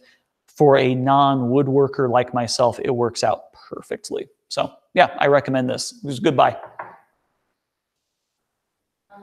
You have some people who want you to include more mess ups and lessons learned because it's valuable. Yeah. To go through that. And I said, I support that because I think you need more of that. I never screw up. Mess up more. I never mess up. Yeah, so regarding the screw ups and stuff like that, I do mess up. I do mess up quite a bit, but not really, not a lot. And usually it's not something that I feel like anyone could learn from. Like, maybe I'm wrong here, but if I forget to select the right tool number on the Tormach, I have this tool selected, but I've got the other one in it, and I hit start and it kind of goes too far down. I'm like, oh yeah, I forgot to put the right tool. Most of my mess ups, and this is not a dig at any of you, most of my mess ups actually come from paying too much attention where the camera is and then forgetting something stupid. So I have that huge camera stand and I'm always kind of moving it around to get the right angles, get the right shot. And whenever I'm machining something, I will get the right angle, make sure my mic is on and do all this and then hit go and then realize like, that's not the end mill I need. So a lot of it is just kind of not really paying attention to what I'm doing. And I don't know how helpful that is, but I can definitely include more screw ups. More interest in Stratasys. honestly, like, why is that so popular? So here's the question. Yeah. Why are you guys so interested in the Stratasys? At the end of the day, it's 30-year-old technology that I think 3D printing has made some big strides in recent years. So I'm actually kind of curious. I get a lot of people that just are dying for more updates on the Stratasys, but really at the end of the day, it's just kind of old, antiquated technology. So I'm just kind of curious what you guys want to learn from it. This is kind of a long one. When making your spinning weapon on your BattleBot, what formula do you use to center the balance of the cutting wheel with an offset cutting tooth? Yeah, so Firestorm was asking about the formula and whatnot. I could make a small video on this. It's actually pretty simple. If you're using, I'm not sure how you do it in Fusion 360, but if you're using SolidWorks, what you do is, boom, here's your cutting, or here's your weapon. So you make this profile, right? Then you can kind of like add a tooth. You can do whatever else you need to do on it. Then you go into the reference geometry, which is the same place that you insert like planes and stuff like that.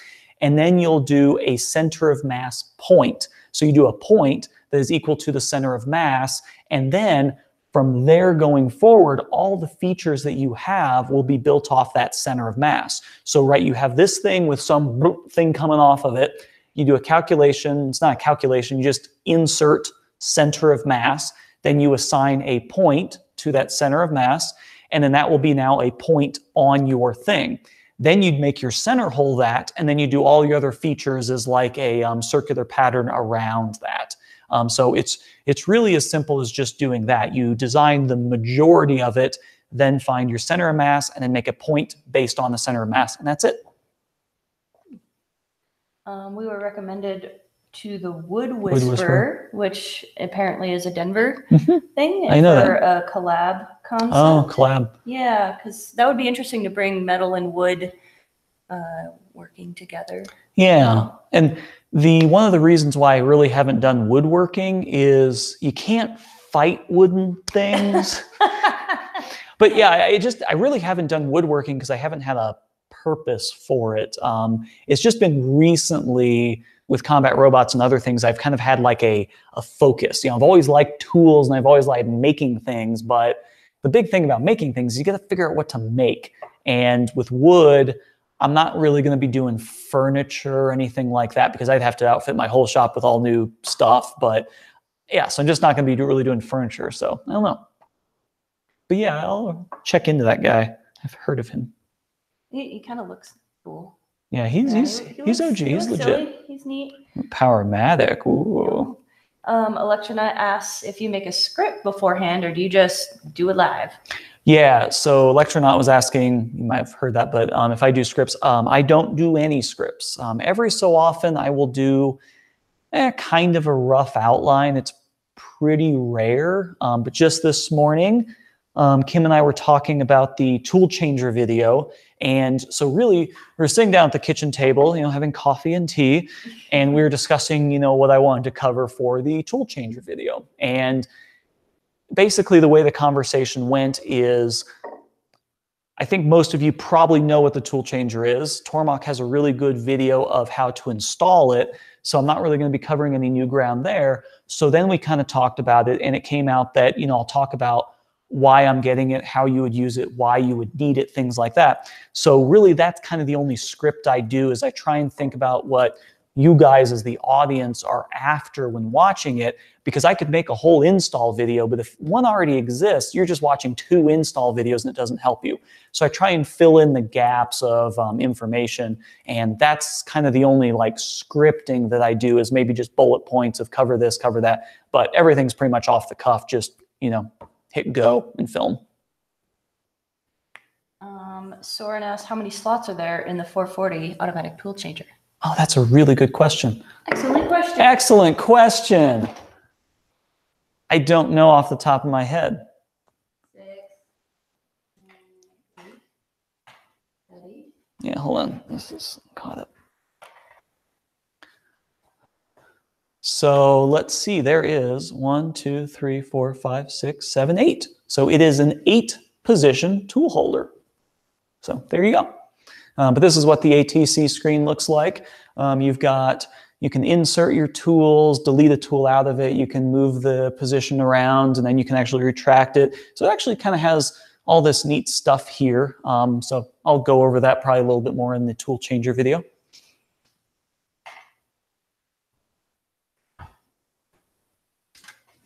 I'm putting Team Screw Up on a timeout because they keep saying Turtle is the best combat robot and Robert Calvin agrees. I forgot. Oh. Yeah, you know that one. Yeah, I'm gonna go out on a limb and say that Turtle is not the best. Oh my god. Who's Team Screw Up? Do I know you guys? Who's Team Screw Up? Yeah, who are you? Who are you? And why do you like a terrible robot? Let's see. Is SolidWorks your preferred program for CAD? Yeah, someone asked if SolidWorks is my preferred. I prefer SolidWorks only because it's the thing I've gotten used to. So it has probably a million things that are horrible in it, and then a few things that I really like. And Fusion 360 is like the exact opposite, kind of.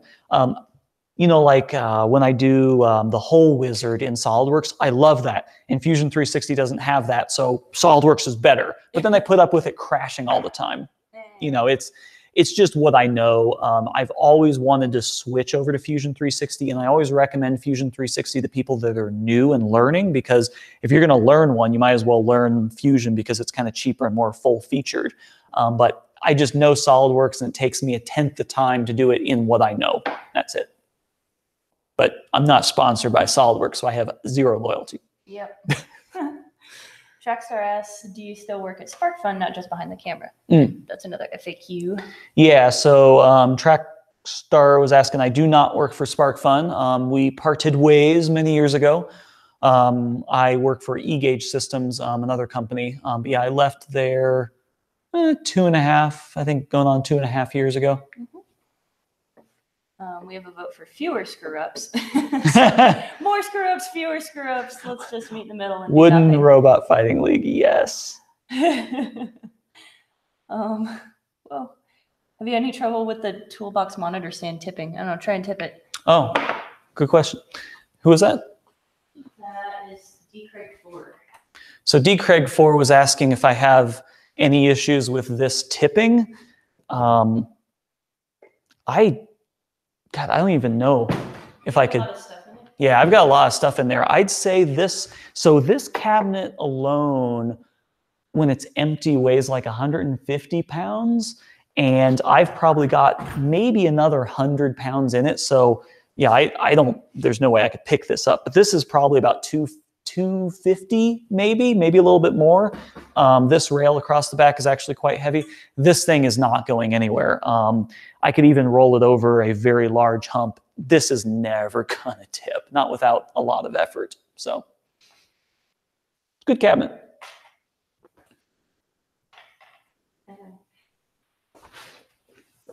Sorry, I had to look this up to see if it's Team Screw Up.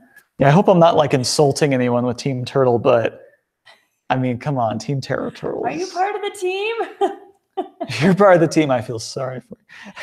It's definitely a person who lives in UK, loves 150 gram. That's all you need to know, and loves Terra Turtle. Good to know. Good to know. We had someone say they like the Stratasys videos because they're more about machines and taking things apart, all that stuff. So if it was up to me, close your ears, son. Oh, what? If I could get some random machine off Craigslist every week and just do like a random teardown of it, that would be, I could retire doing that. Like if I could just get something like the Stratasys and just tear it completely down and show you every little bit, I would love that. And the only reason I don't really do that is because it costs a lot of money to buy these things constantly. I don't always need them. And then obviously the room and the space. But yeah, I really do like kind of the teardown aspect. So I get that. With the Stratasys, there's not really much more to, I guess, say in terms of that. So what? This Team Screw Up is cracking me up. He's like, not on the team, but he really wishes he was. Oh my God. That's awesome. Okay. The whole wizard. Yeah, apparently Whole Wizard was improved. All I right. heard, I think we talked about that in the last live stream, and I'll have to check out Fusion. It's just so with the new Crippling Depression, I'm doing some kind of weird geometry, and I don't know. I mean, I could be wrong, but I'm just so used to using like the planes and the references and stuff like that. And there's so many kind of more advanced stuff that I'm doing now that I'm learning more about it and relearning 10 years worth of SolidWorks. I'm just not looking forward to, although I know going over to Fusion, I'm going to have to. All the new parts that I'm making for Crippling Depression, I am going to have to use Fusion because I need it to do 3D adaptive clearing, which I don't have in SolidWorks. So I'm going to have to import all these into Fusion anyway. So. Oh, I went down a weird path. I was trying to look up someone's page. Okay. Let's see. Focusing more on additive manufacturing. Okay. So yeah, focusing on additive manufacturing, which is going to be 3D printing. Oh, okay. That's a fancy way to say that. Well, so there's additive and subtractive. I understand this. I covered that in the intro to CNC video, I think. Okay, so my favorite username now, Bagel of the Future. Bagel of the Future asks, are you planning on sticking to 30-pound? Any plans on a crippling depression? Yeah. So yeah, I'm going to stick with 30-pounders just for right now. So the goal is I won first place at AVC, so the first showing of Crippling Depression. The next showing was Motorama, and I got second place. I'm going to try and turn that around. I'm hoping for another first place at AVC, and hopefully coming back to Motorama and hopefully getting first place. Depending on how things go, I dare say, don't hold me to this, but I might retire Crippling Depression after Motorama. Just to move on to something new, do something different. And after, I'm going to keep iterating Crippling Depression until I die. So I need to kind of just put it aside and do something else. So I want to kind of do a limited run for every robot, and that will free me up to do something bigger because I can only really focus on one big robot at a time. So as soon as I get bored with Crippling Depression, as soon as I get bored with Crippling, I love the name. She came up with the name, by the way. She came up with the name. As soon as I get bored with Crippling Depression, I will definitely start building something bigger, possibly before then. Not sure what size. Said that he respects your decisions for retiring Crippling Depression.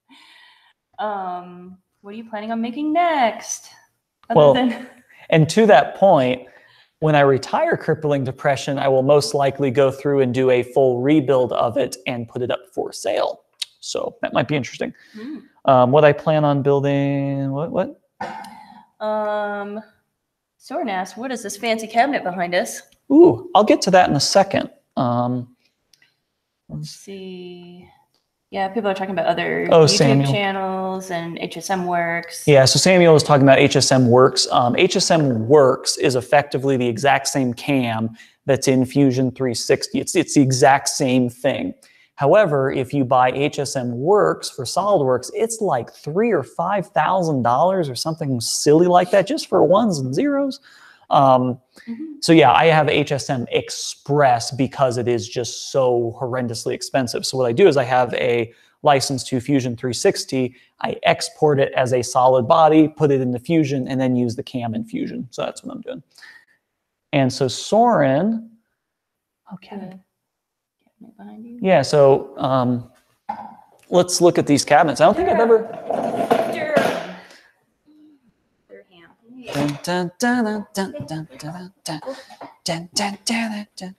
So here are these cabinets. These are Durham Industrial or Durham Manufacturing or something like that. Let me see if I get better view. Yeah, Durham Manufacturing. These are actually not as expensive as you might think. And so this is all my kind of electronics prototyping. This is a bunch of Raspberry Pis, Arduinos, stuff like that. And then, like, I don't know, over here, I have a bunch of wires and stuff like that. Let me show you my various lengths of wire. So these are pretty much all, either this one's pretty much all electrical components, and over here, these are like various plumbing fittings and other hardware. This is actually all batteries. Oh. Kim doesn't know what's in these. So. I don't, because there's no freaking labels. There's no labels, but this one is these Wego connectors that I really like, the spring-locked ones. I have terminal blocks. I have ring terminals. I got fork terminals. I got all that cool stuff. I got wire nuts. So this is kind of where all that stuff goes, like little small stuff. And then this whole thing is all smaller components, or fasteners. It's not smaller components. So for instance, if we look at this, this is all, I think this one's 1032 and 1/4 inch. And then I have like, 632, I have metric. So this is all my fasteners and hardware. So whenever I go to the store to get hardware, I typically just buy the whole box of it because, you spend like a couple dollars getting 5, or you spend $3 getting the whole box. So I just buy the whole box of 100. And this thing is almost always full. And my trips to the hardware store for getting fasteners has gone down the more hardware I get. But I generally have most of what I need in here. But I have like a whole drawer devoted to bearings, one whole drawer devoted to like standoffs. So this is just kind of all my hardware selection right here. All right. It's coming on 3. It's coming on 3. You guys are just... Wrap it up. Kevin said, it was awesome meeting you at Robo Games. Do you ever wish you had one of the bigger Tormach machines? Oh, spoiler. Yeah, so Kevin, I met you. I'm trying to remember who you are. Remember? What's your bot name? Yeah, what's your we bot only know bot names. We only know bot names. Yeah, I totally remember meeting you. Yeah, there's definitely something bigger on the horizon for the 440. I'm possibly looking at getting the 1100. So I haven't built anything with crippling depression yet because I'm waiting to see if I end up getting an 1100, and then I'll just build it on that. But I'm definitely running out of space on the 440. If you're doing small stuff, it's a perfect machine, but as soon as you need something bigger, you need something bigger. So he had hammer and anvil, Swarmbot. Yeah, yeah. Okay. I totally remember. Yep. Yep, we only remember bots. And you were coming to AVC, if I remember, too, right? Ooh. Yeah. This is a very broad question. I think this would make a really good video. How to start from scratch in any fighting robot class. That's a big question to answer. Yeah. So D. Craig 4. I am planning some kind of video series. I'm still not really sure how to go about doing it, but I want to kind of cover the basics. Not like I'm an expert or anything, but I just kind of want to cover how do you start out. And I have a formula that started back with Sergeant Cuddles that is this much percentage goes here, this much percentage goes there. And it was actually really instrumental in building crippling depression because, believe it or not, the weapon and the drive system and the other things are almost exactly proportionate to Sergeant Cuddles. I think the weapon is maybe only plus or minus a % difference from what Sergeant Cuddles was. So kind of figuring out the balance of how much goes in the weapon, how much goes in here, that's actually kind of the first step. So yeah, that might be a bigger video someday. No Trackstar's leaving. Thanks for joining us. Thanks for joining us. See you next time.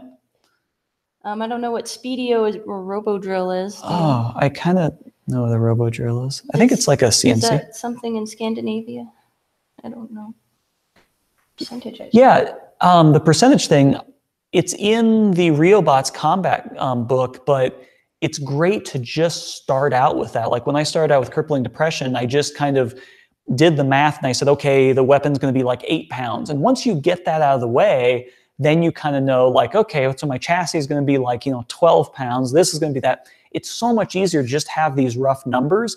And then you go design it and you realize my weapon can't be 8 pounds, but it can be 7 1/4. And so you just kind of like start out with these hard numbers as kind of a fill-in, and then you go and tweak it as you start designing things and solidifying things. So the percentages is a cool way, and I even have it so far down that the drive system is this, then the weapon motor is this, the ESC is this, everything has a percentage. So when I go looking on Hobby King, I know that I'm gonna need a motor that's like 1,200 grams. So it makes it kind of easy to at least start out.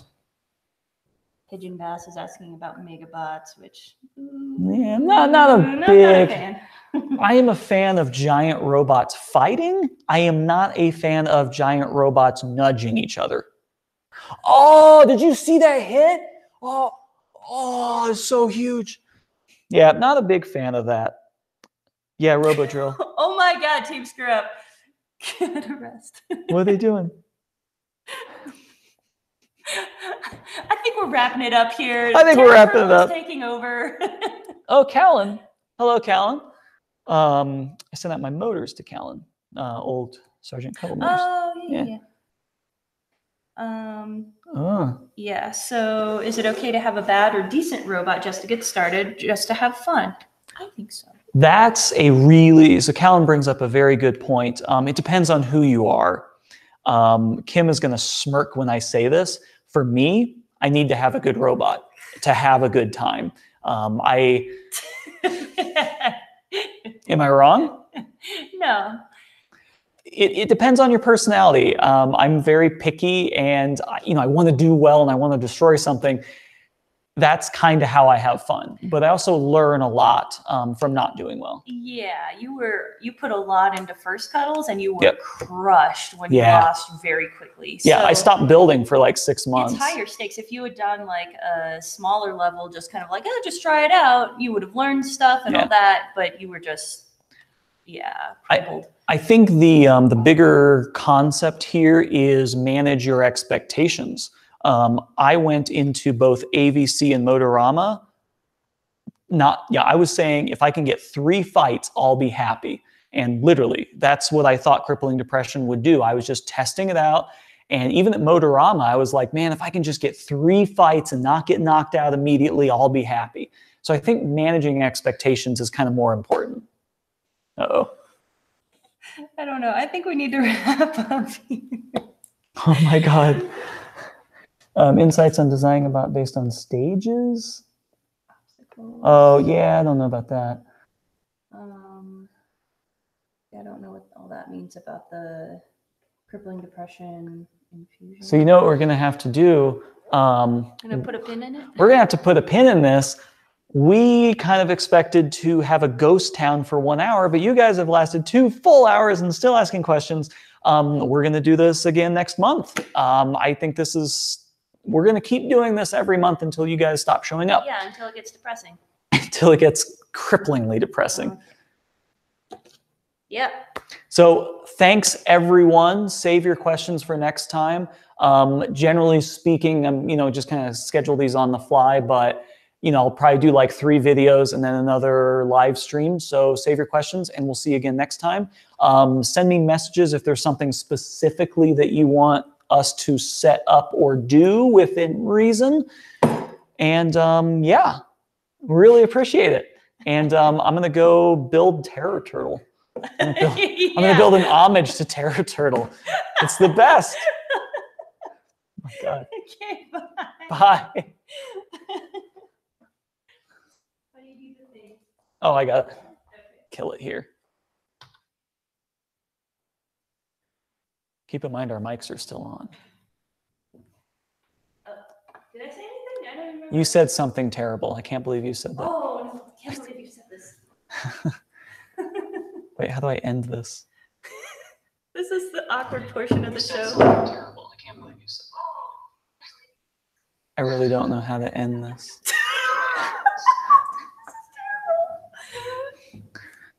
Just trying to figure out how to cancel the video. Oh no. This doesn't speak to your tech savvy. No, it speaks to YouTube being very convoluted. Okay, so if anyone is still watching, hello. This is the extra bonus content that is at the end of the video. This is the after hours, after party. Apparently my computer's decided not to load right now. It says offline. Is that right? Yee, there's my picture. Live stream offline.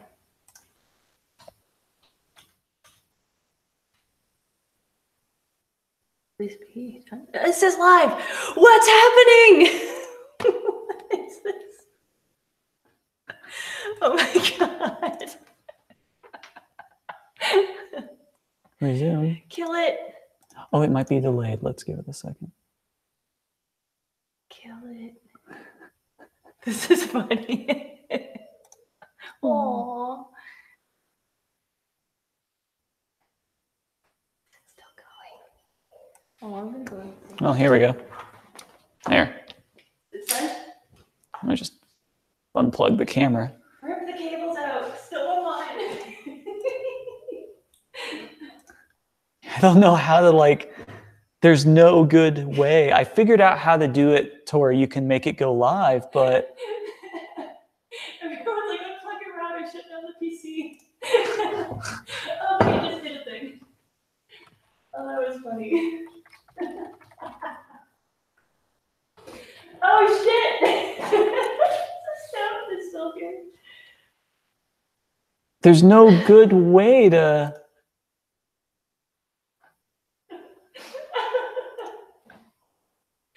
What the hell? Yeah, because it should show.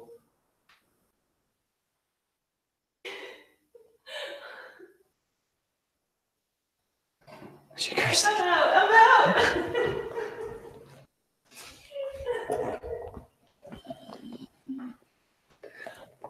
Oh, I think it's.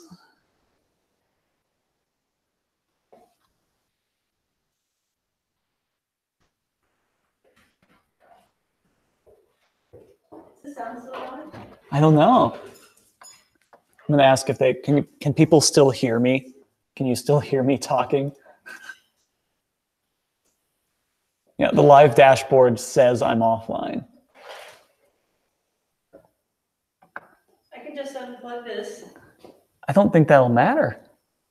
Really? No, Then why do we need it? I don't know. Someone said, no, can't hear a thing. Well, how did you know what I asked? This is ridiculous. There is no.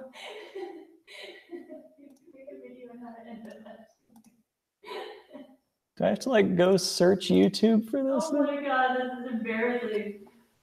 Well, there's no way to end it.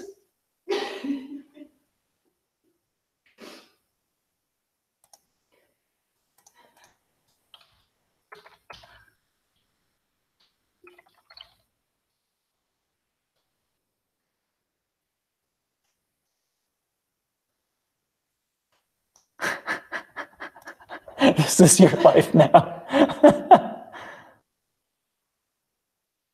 Oh my God.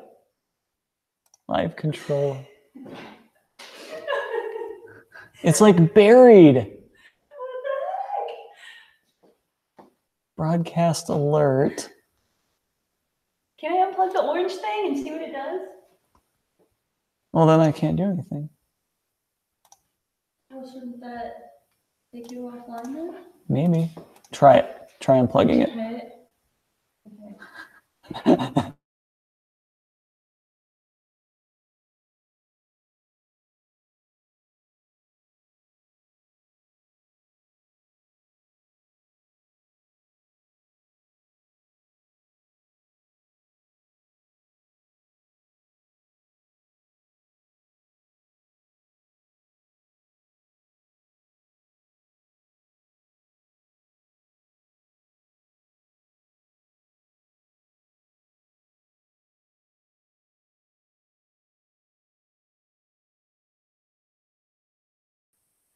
Oh, something happened.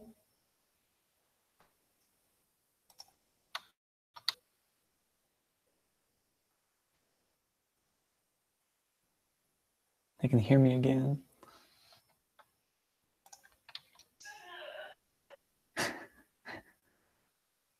Oh, it still shows as live.